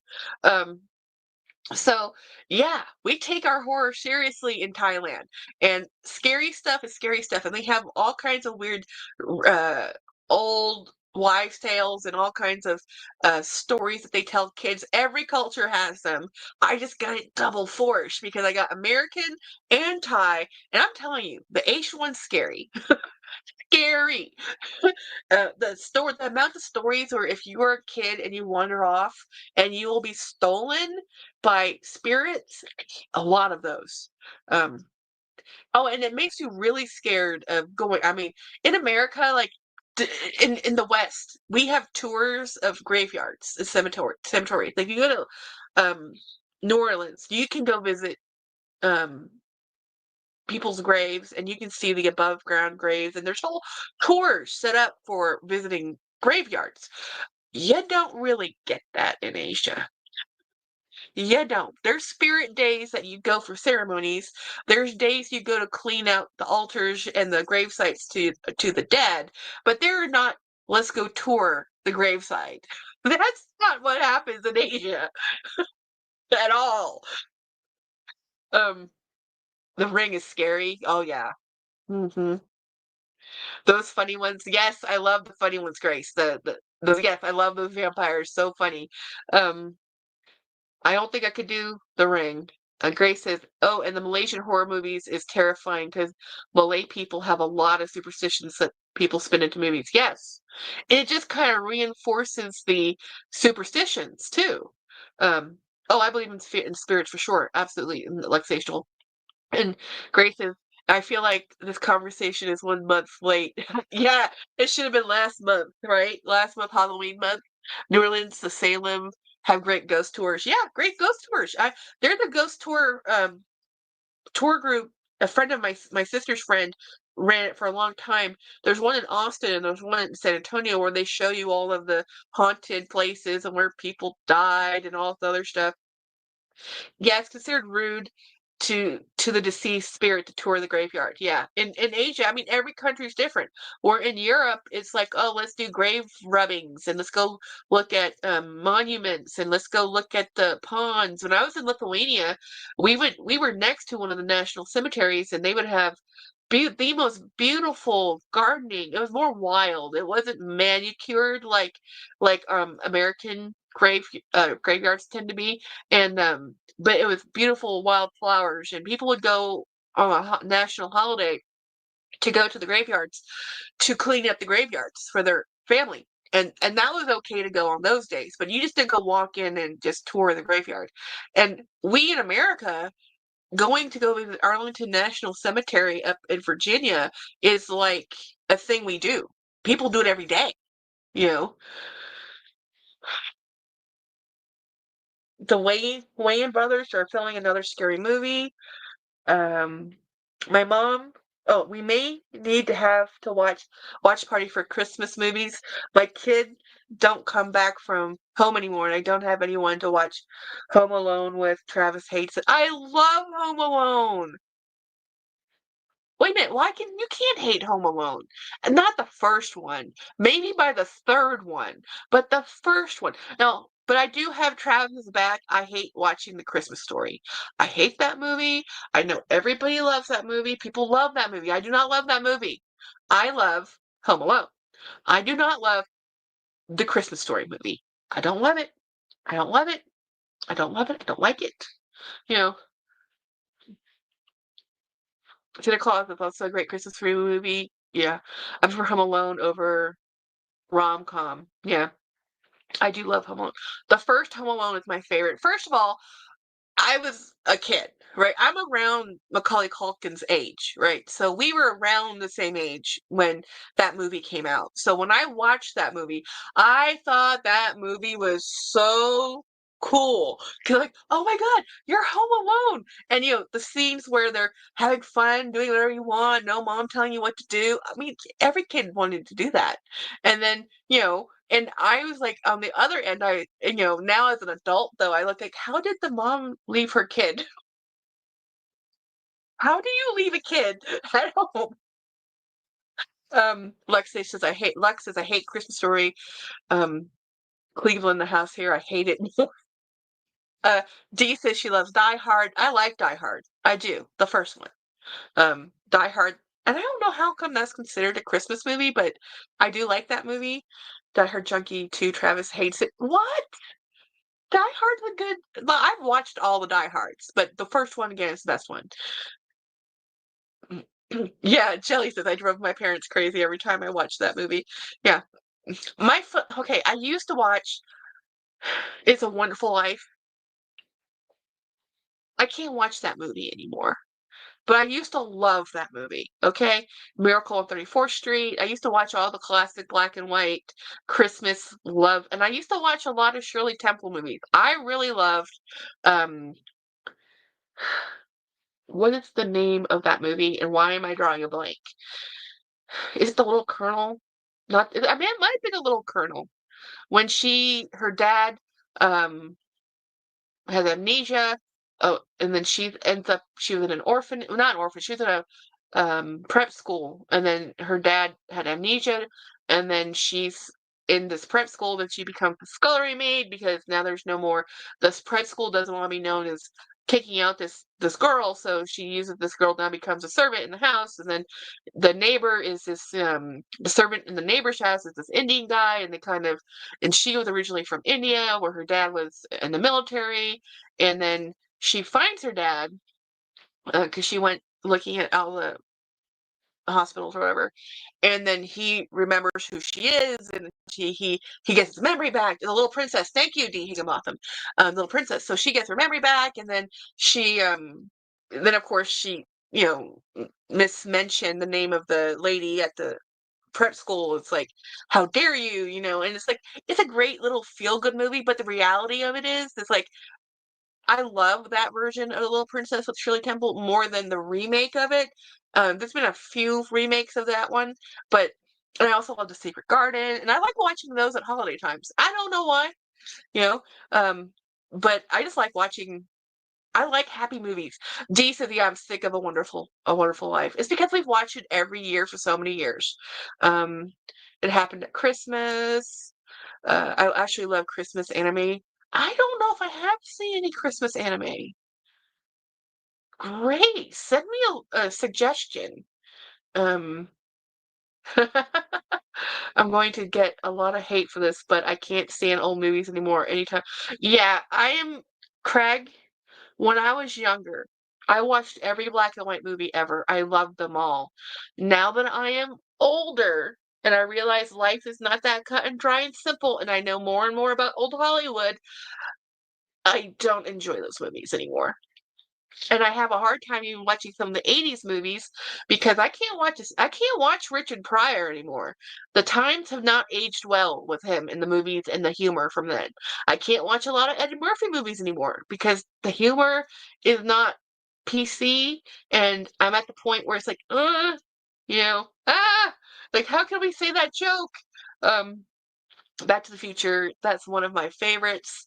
I still like Back to the Future. Okay, it's on Netflix. I'll send you some watched last year. Thank you, Grace. Dee says, I saw so many Shirley Temple movies, I can't stand them anymore. I love Shirley Temple movies. I still love them. I can't really watch them anymore because I know more about Shirley Temple as an adult, what happened to her in the industry. Again, knowing real life stuff has made the illusion not that illusionary, and knowing the conditions Miss Shirley Temple had to go through working for those movies and what her parents did with that money, and that I mean, I can't, everything looks different. The rose-colored glasses are gone, you know? The joy of just watching this cute kid dance is no longer a joy, you know?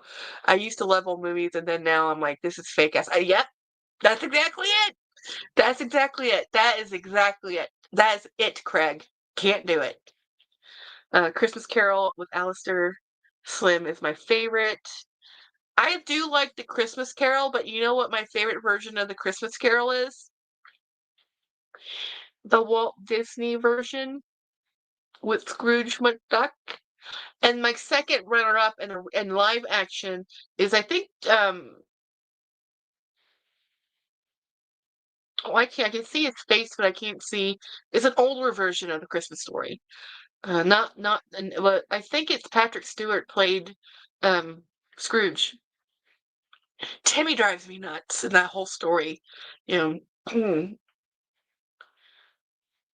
I never watch any Shirley Temple movie. It's okay, Miss Jelly. It's okay. National Lampoon Christmas Vacation. Oh, that's a good one.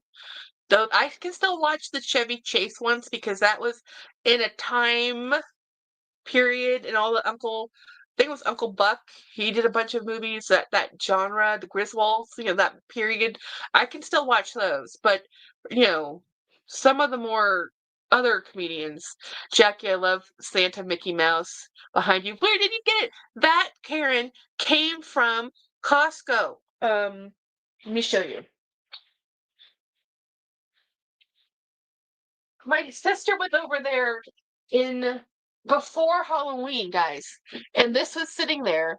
I think she says it was $35. She said, "Do you want this?" I said, "Get it."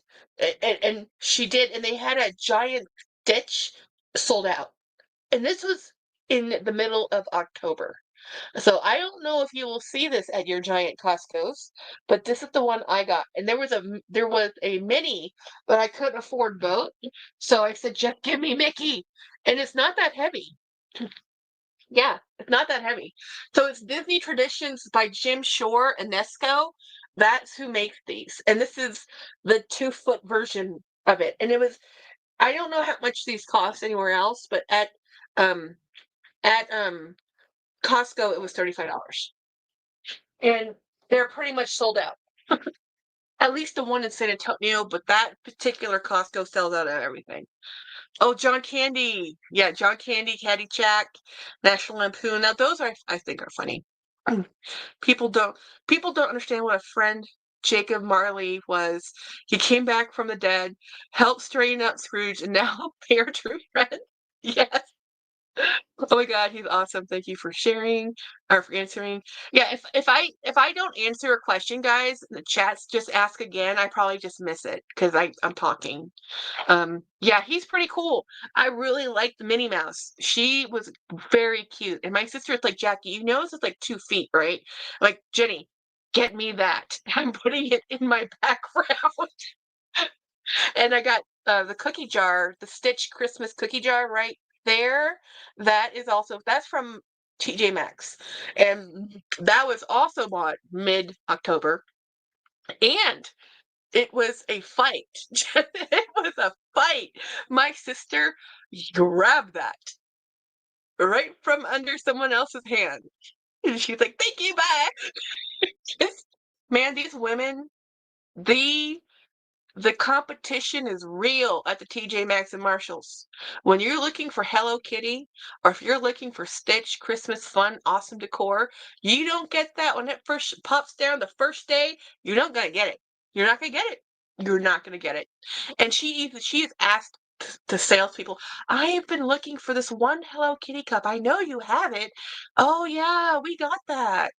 We got that today. They're already sold out. And because we get merchandise every day with Christmas, it sells out immediately. Um, Spaceballs. Spaceballs not my favorite. James likes that one. I'm going to build my Lego poinsettia tomorrow. Yay! Show me pictures. Jackie, what were those hanging on those last shelves under the heart bag? Those are Squishmallow Mickey Mouse through the ages squishmallows that I turned into bag charms. So they're hanging out right there, and I sewed on a loop and then I clipped on the little metal pieces. Um, so I actually haven't put them on my bags for charms because I like them hanging on my hanging up like that. So I made these little toys into order you know, purse charms. And I have 2 ornaments that are given to me for their Hallmark ornaments that I'm gonna turn them into bag charms too. They're in my other room. I gotta love Star Wars, appreciate that movie, yes. I'm still looking and waiting for Squishmallow ship clips. Um, oh, so I bought, where did I put them? I'll have to see, I put them somewhere and I don't know where I put them. I have some, I bought these, I'll have to, let me just get one and I'll show you.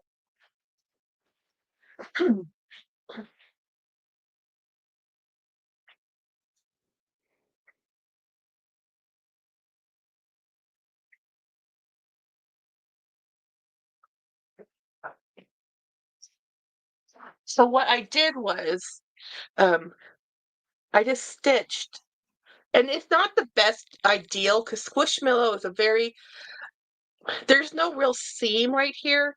It's better to put these type of threads through an area with a seam because seams have more reinforcement. So this has a clip and a lobster claw clip at the base, a chain, and then a larger clip. And I bought them like that. I just looked for um I don't even know what I looked for, jewelry making or something, or charm clips or something. And I bought like 10 of them in a set off Temu. I'm sure they sell them at other places. And then I just stitched, this is a piece of pearled cotton embroidery. Actually, it's actually a crocheting thread, and I just stitched it. So I did, and the reason I haven't really used these as bag charms is because how thin this fabric is, the Squishmallow, the weight distribution right here with this type of thread and this material, it could easily rip if this gets yanked. So I would, in hindsight, have done things differently. I should have stitched that loop at the top of his hat at a seam where there's more reinforcement. Seams have more reinforcement in general because it's 2 pieces of fabric together with a stitch. So there's just more there.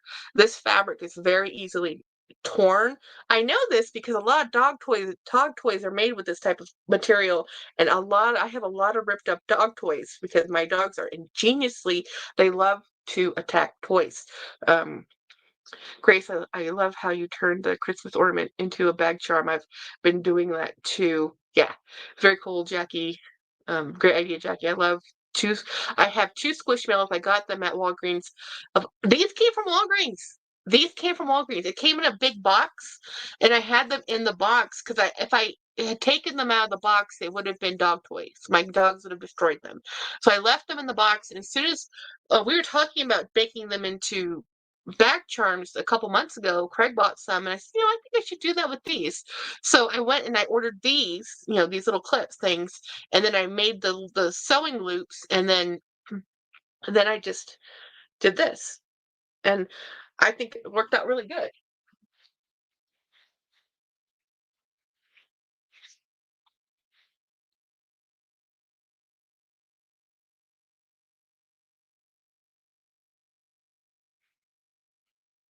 Now, this one is a void spare. I think I'm thinking about turning him into a bag charm because he's really cute, And I think with him, what I would do is do a kind of a noose around the neck. I know that's not too PC, whatever. Or just tie a ribbon around the neck and then tie the clip to the ribbon and then we'll stitch it. You want to stitch it on because you don't want these to come off, right? Um, sorry, large thick stuffed animals. Some with satin ribbons are so cute. Um, I wanted to buy more felt ones, bought a whole heap of tree ornaments. Oh yeah, I haven't seen your video, Grace, but I remember seeing that title pop up. And I was gonna watch it because I want to turn this one into an ornament. Well, not an ornament, but a bag charm. Because he's already dressed up and he's a fully jointed bear. He can sit up, he can just hang like this. Like I could tie something to his sweater, but I don't want to risk him falling off. So I'm trying to see how I'm gonna make him. Jackie on the bear just put a tight bracelet around his neck and hang it. That perks too. That would be perfect. I can just put him in a necklace. Yeah, isn't he cute? I love void spares that are dressed up in sweaters and clothes. And when I sold a couple things out of my vlog sale, I stuck some bears and two of the boxes I sent out, I think I put bears in. Um, and I don't know if they call it bears, but they're so darn cute. Who could not love them? And I have so many. It's like share. Sharing is caring. Oh, that's probably what I'm thinking about doing. You know how I have 1,500 subscribers now?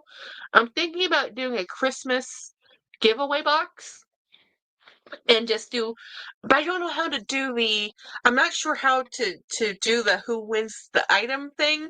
A lot of people use a random comment picker.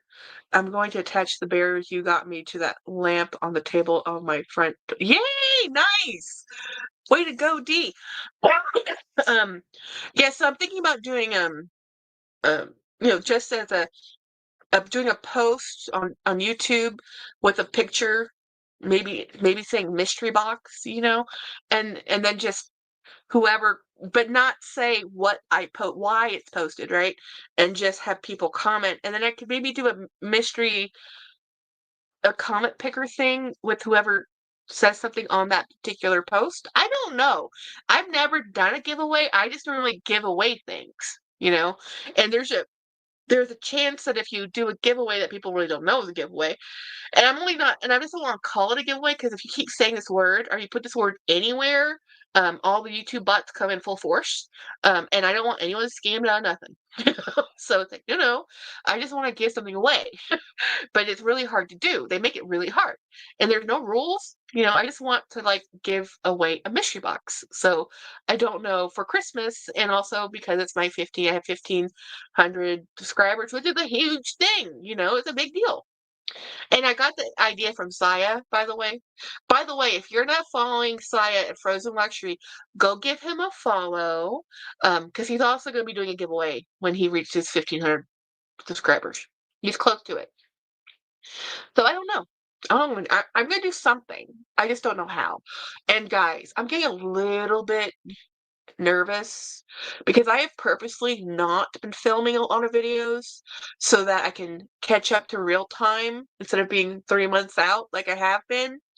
And it's coming. It's a half the month is done, and I don't even have my first week of December filmed yet. Oh, so I think the Thanksgiving holiday, um, part of what I'm gonna do on my time off is to do some collection videos, small videos, and do. I'm gonna try and keep myself a week ahead. So film a week because during the work week, between my Monday live and my Friday live, I don't have a lot of time. I really don't. So a lot of stuff happens. And I've been trying to film my bag of the day, just my bag of the day, and I haven't been successful because I most of the time just change out my bag and I don't even film it. You know. Anyhow. In the post, tell them to watch the video for a special announcement, then tell in the video to put a specific word in their comment, then use a random comment generator to pick that. You are brilliant, Craig. I think that would be awesome. That would be good. I will do that. And I will do the video. That's awesome. For like December 1st, I guess. No, I probably should do it a week. Darn it. I'm running out of time. To get the stuff in the post, huh? And get people to apply. Well, I have a lot of training to do on in December, and I have a couple of we have a convention to go to. I was gonna go to. James might be doing the he's part of the speaking group on that one. But I think I'm babysitting the kids here at home. Okay, almost done with dinner. Made chicken curry with coconut milk and Indian style rice. Oh my gosh, that's so amazing. I fail at making Indian style rice. Basmati is like the hardest for me to cook. I can make jasmine rice all day long, but basmati I can't get right. And there's a couple of, well, this dish is originally from Pakistan, but is also made in India, is a biryani. One of my favorite rice dishes. It's a rice layered dish between how you cook it's very, I love Indian food. I cannot cook it. Even the recipe where I've shared, I have watched people make it. This is the same with my mother. I have watched her make the food. I've helped her make the food. I have made the actual curry paste. I have made all the things. I can't recreate it because it is a feel and a timing technique, right? So how much in proportions, how long you let simmer, how much you put in, what is your flavor profile? It's not easy.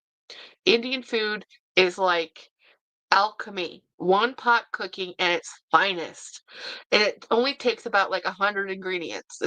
Garam masala is a spice blend. And everybody has a different spice blend. And it's cumin, it's all the different herbs, turmeric, and then you blend them. That makes your garam masala. And there is no such thing as a curry. Curry is just a blend of spices. You know, Curry, there's a curry leaf. There is no curry spice. A curry spice is actually just a blend of spices. And in Thailand, our curry is a wet curry because the ingredients are wet. So they're using um,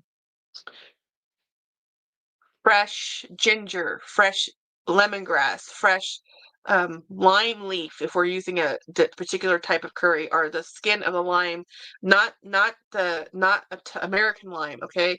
It is um kaffir lime fruit. Okay, I don't know what the name of it in Thailand or in American.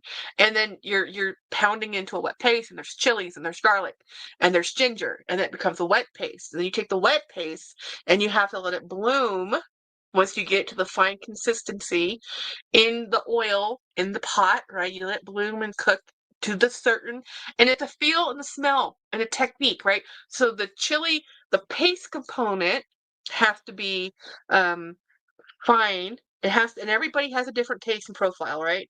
And then when you put it in the oil to bloom to cook it, to cook the actual raw paste, then you add in the other ingredients, your onions, whatever, however you're going to put in your curry. And then eventually you put in your meat and your whatever, and then you add in your simmering, you put in the coconut milk. And when you put it in, how you put it in. Everything matters to texture, how high the fire is. I have cooking Thai food. So simple. It's not simple. I'm checking my text. I was told to check my text. Hold on. Dee sent, oh yay! So this is the little bear I sent. Oh, that is so cute.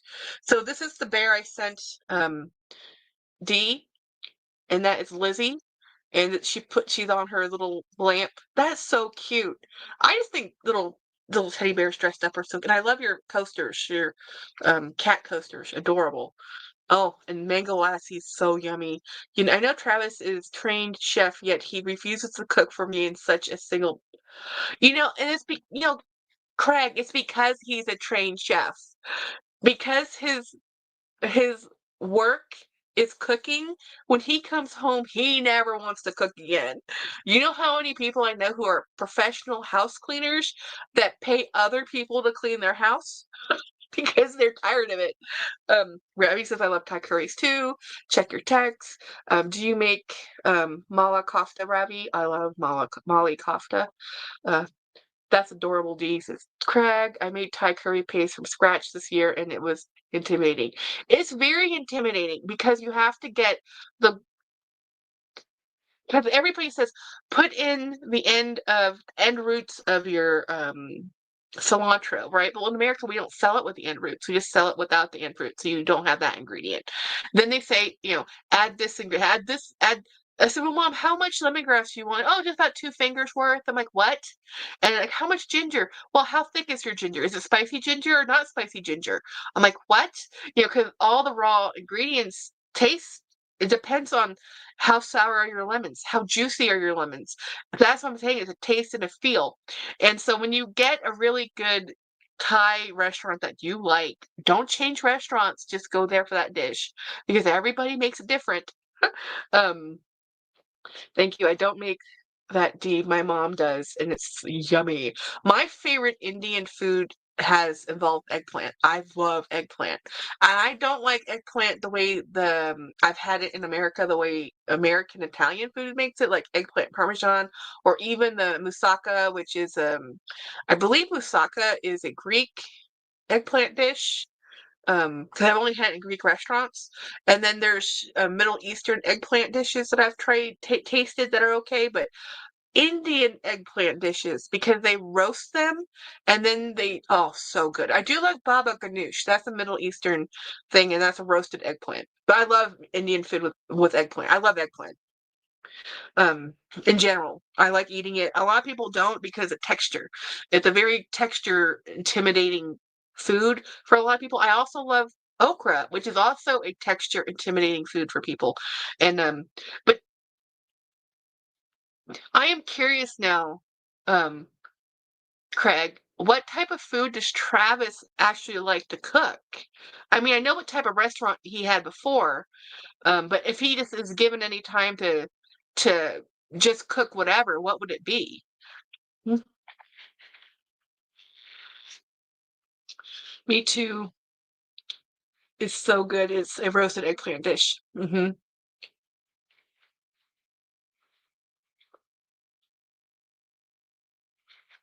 And when you watch a lot of traditional cooking, it still uses a lot of coal, charcoal, coal, or wood fires to do it because it's still some of the best way to cook food.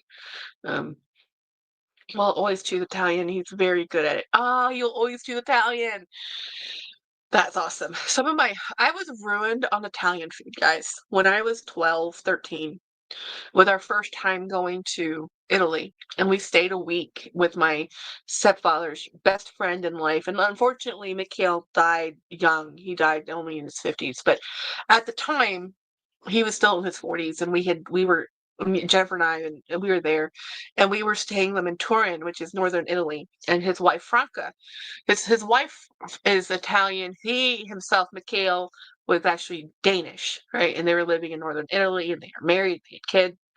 And we stayed there for a week, and she made us all the food. And of course, when you stay with somebody's home for a week, that means we're sleeping on the floor in the living room because that's what you do.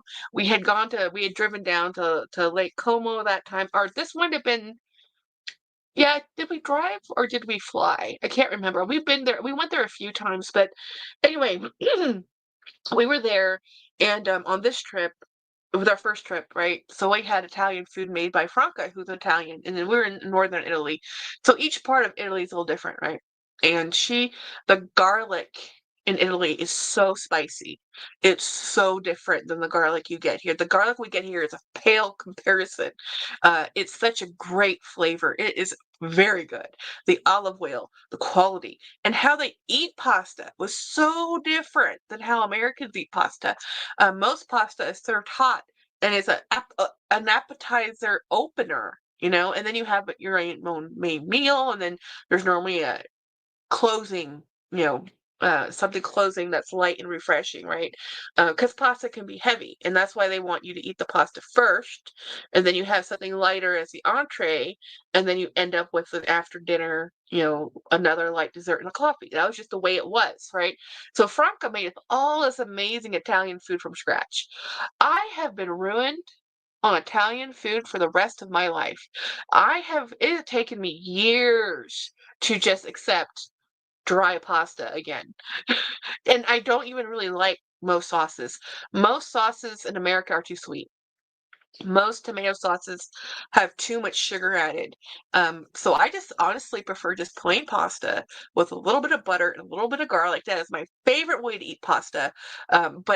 That's how pasta, when we're eating it in northern Italy, was actually very simple ingredients, but very crucial is the quality of the ingredients, right? So I would be sad for the rest of growing up. I was so sad every time we had to have Italian food. And my sister's favorite thing to cook is spaghetti, and I really hated spaghetti by the time I left home. Now I've come back to it, but then I was like, I never want to eat spaghetti again. And um, and now even today, I have a hard time to go out to eat Italian food. I still do. And I mean, I made it to Italy, I think 3 times, I guess, all northern Italy. Maybe it's two or three times. I can't remember, but I guess all in all, it was like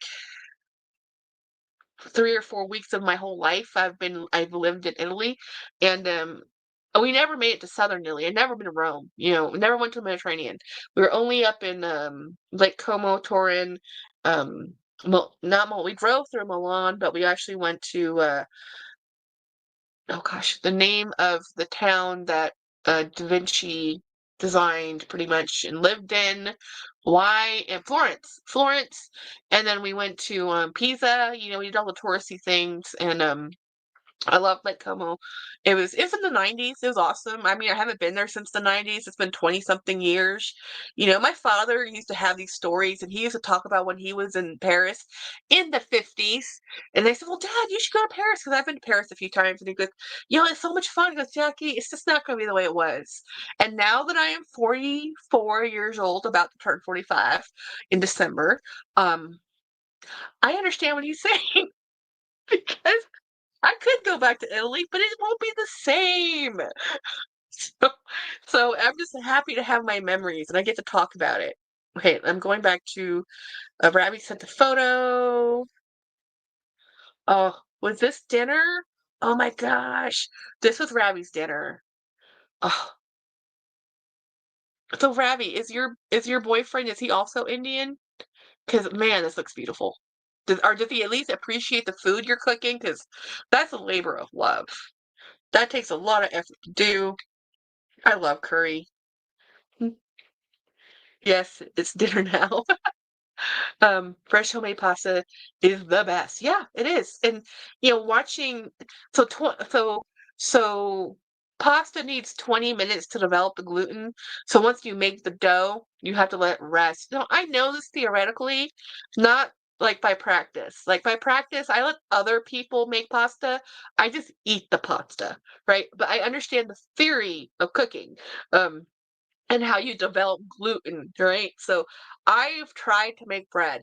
I have tried, and I can do some bread. Like I've made some Irish soda bread. I'm too intimidated by yeast to do an actual raisin bread. So I can do soda breads and I can do quick breads like biscuits, things like that. But I've always wanted to try to, and I have tried, and I have made a couple yeast bread. But again, the weather, the ingredients, the temperature, everything matters. How long it proves. Do you overknead it? It's a lot of work. So, making homemade pasta, it's one of them things. Like, no. I prefer to buy mine made by somebody else. And it's just, salt, flour, water. That's the most basic form, but everything matters. Everything matters in how you make those things go together. This is why bread baking is a profession. This is why there's bakers, because it's not easy. I missed a phone call. Who called me? Oh, my sister called me. Of course she called me. She's like, Jackie, what are you doing? Hmm. Let's see.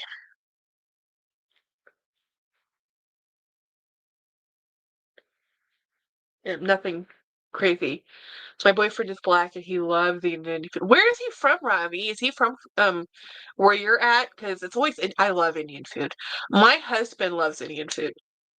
My husband, okay, so James is Texan. He was born in Kingsville, He's white. Both parents are white. There's some Native American somewhere in there, but who doesn't have Native American in America?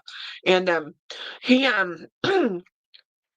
when he went to college, he was in a dorm with all of the international students because he was in the Corps Cadets. One of his best friends is from Sri Lanka, and she married. Well, at the time, she was just they were just in school together, but she's from India, right? And she's Hindu, and he's from Sri Lanka. This is not the best combo, guys, culturally speaking. These two groups, not exactly friendly, okay?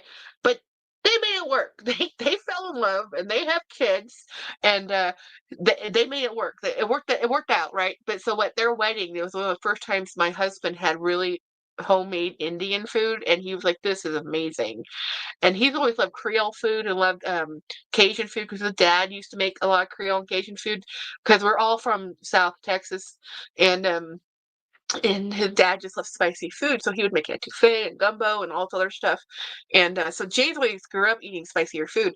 So when he tried Indian food, he didn't look back. And his favorite food's pho, Vietnamese soup, because his other friend was Vietnamese. So when he met me, being Thai, I was like, "This is great! You love all the food." So now his favorite food is Thai food, but we still go to Indian restaurants. And when we lived in San Antonio, we never ate American food ever. We ate Mexican food, we ate Indian food and Thai food.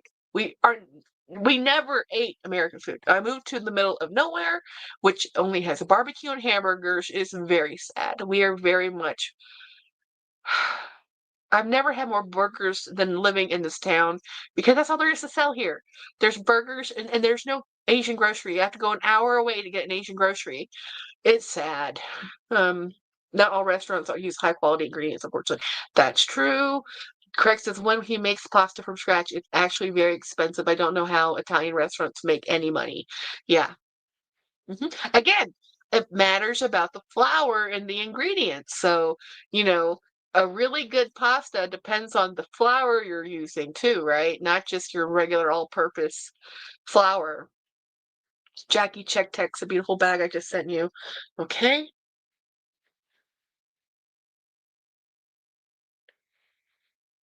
Oh, do you want me to share with the class, or do you want to are you going to bid on this one? That's a really good price, Craig. This is a drifter carryall by Coach mixed leather. I'm just going to show y'all the photo.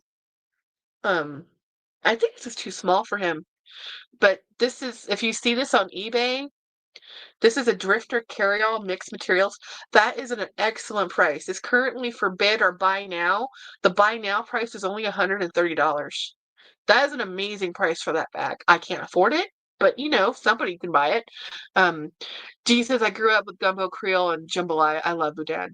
Boudin or boudin, depends on where you're from, right?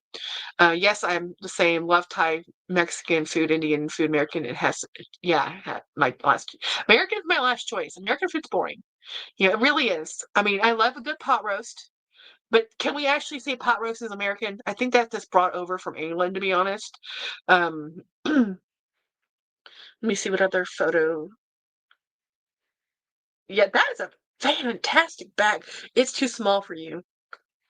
Let me see. What's the dimensions on this? Let's see. Full description. Yeah, it's 6 inches wide, 10 inches high, 12 inches long. This is the perfect size bag for me, but that is the bag Craig loves, but he really needs a 14 to 16 inch width bag. It's a little too short and a little too narrow. It's almost perfect, you know. Um, anyway, yeah, so anyway, I did not expect to be here for 2 hours today. See, this is because yesterday I was tired. Oh, let me go back and look at it. I missed the back. I must have missed a photo. I just saw it hanging. Oh, that is brilliant. Drifter in stud. That's just so cool. If anybody wants this and you have my number, I'll send it to you. The link, or Craig can if he has your number. Um, that's freaking awesome. And this, according to this creed, it's from 2016. It's not even that old. I don't expect that. This one literally just posted. I do not think this bag will last more than 2 days. Someone's gonna buy it for the 130 because that priced really well. Um, yeah, that is an extremely good condition. That's a very good bag with the dust bag, mind you. Um, and the name, if you want to just search on eBay, you can find it under Coach Drifter Carryall. You'll probably find it. Um, She's only selling 30 items in her queue. Oh my gosh. The mini, I want the Harvey seatbelt bag. And she's selling a mini Coach. Let me show you. This mini Coach belt bag looks sensational, girl. It's only $100. Ah, those are normally a lot more. Lux, I'm sending this to you. I'm sending this to you right now. Oh my God. That is so freaking cute. I've seen that bag, but not with the strap. Um, Let me send that. Lux. Where's Lux? Come on, Lux. Okay, copy message. Yeah, girl, I've never seen this one. Not with the strap and not for $100. I've seen it just with its own. Okay, D. Yeah, so cool. See, this is why we're all bag friends, guys, and this is why we enable each other. Because we see awesome stuff, and Craig is the best at finding stuff. And this isn't somebody selling stuff out of their closet. This seriously is just someone selling their bags. These are my favorite type of sellers. These are the sellers I want to buy stuff from. Stuff where it's like, oh, it's your stuff from your closet and you don't want anymore. Yay. You know, I'd love to buy that. Nothing makes me happier than getting grandma's bags. Nothing. You know, and and if it's in your closet and you're not using it, I want it, you know? But Jackie, we have a hoarding problem. I just have to look over there and tell myself, no, Jackie, no. Oh my God. But I get so giddy and excited. I get so happy. My name is Maria and I'm a petaholic.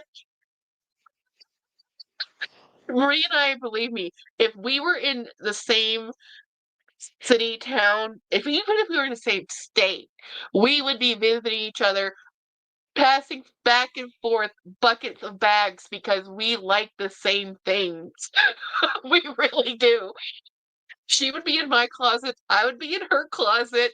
It would be so much fun.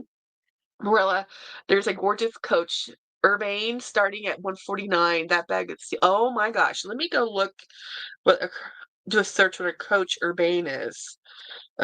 Coach Urbane. I don't. By the way, if y'all don't follow Morella on Facebook or no, I'm sorry, on Instagram, she has the best bag collection. She shares it on Instagram, and it's just stunning. Her bags are stunning. She has some of the best. Oh my gosh. Oh, that is an amazing bag. So let me show you what the one she talked about. Actually, I don't think that's the right one. Is it the one you were talking about? When I put it in, it came up with this. Um, that would be amazing. Um, yep, you said 149. This is exactly, no, it's a 145. That's the wrong one. 149. So let me see what 140, that was a drifter. Um, what is a 149? Vintage coach. D got it. Go wait. D, that is a steal of a deal. And when you're tired of it, let me know. We'll trade bags. Because that bag is amazing. Moss green amazing comes with the burrow bag. Really? Oh.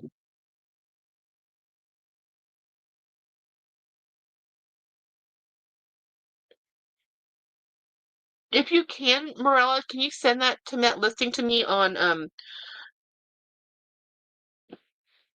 Instagram? I just want to see what it looks like. She has so Morella has a that's so pretty. That is so pretty. Look at this one. This is a burrow urbane moss green deal Jackie. It has zip top. um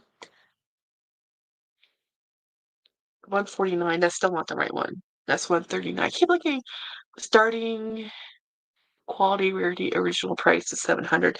Yeah, Marilla really she has a burrow mini burrow clutch thing I've never seen. And I think it's like the most, and I saw it on her Instagram and I just about died. I'm like, that is so pretty. Oh, the one I just showed you, Craig, because I'll send it to you. I'll just let me just go send that link. Um, sent to you. I think that one's the small one though. Yeah, that was the two textured. Um, here's one that's just smooth. No, actually, that's not the right one. That's pebbled. Um, oh, this is. I see it. I found it. I found one of them. This is the one. The Coach Urbane large bag purse pebbled leather alpine moss green silver new. This one is listed for 425. So this is not the one that Morella found, but look at this.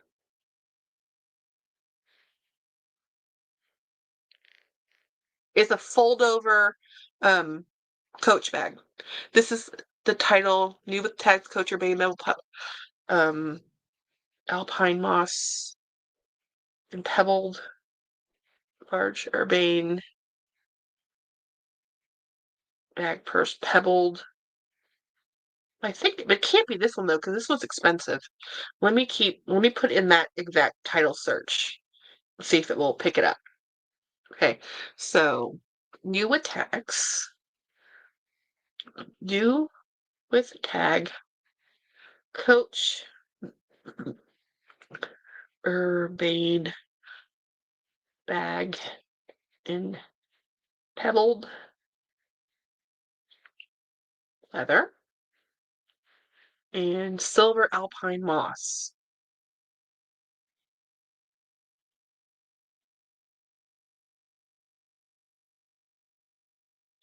Anything green costs so much. Um, oh, okay. This one did come up. Here it is.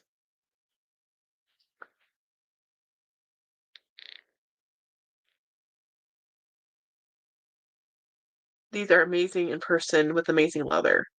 That's the one I've been looking for. Gold. Oh, fold over. Okay.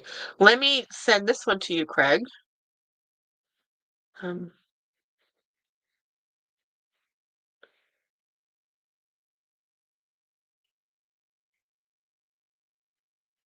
Greg loves green. Green is his favorite One of his absolutely favorite colors. That's an amazing price. But what makes me a little concerned is the one for 149. There's the exact same photo. It listed for 523.50. Somebody borrowed somebody else's photo on this. Um, Wait. Oh, you know what? This might be okay. This might be the same vendor with two different listings. It is the same vendor.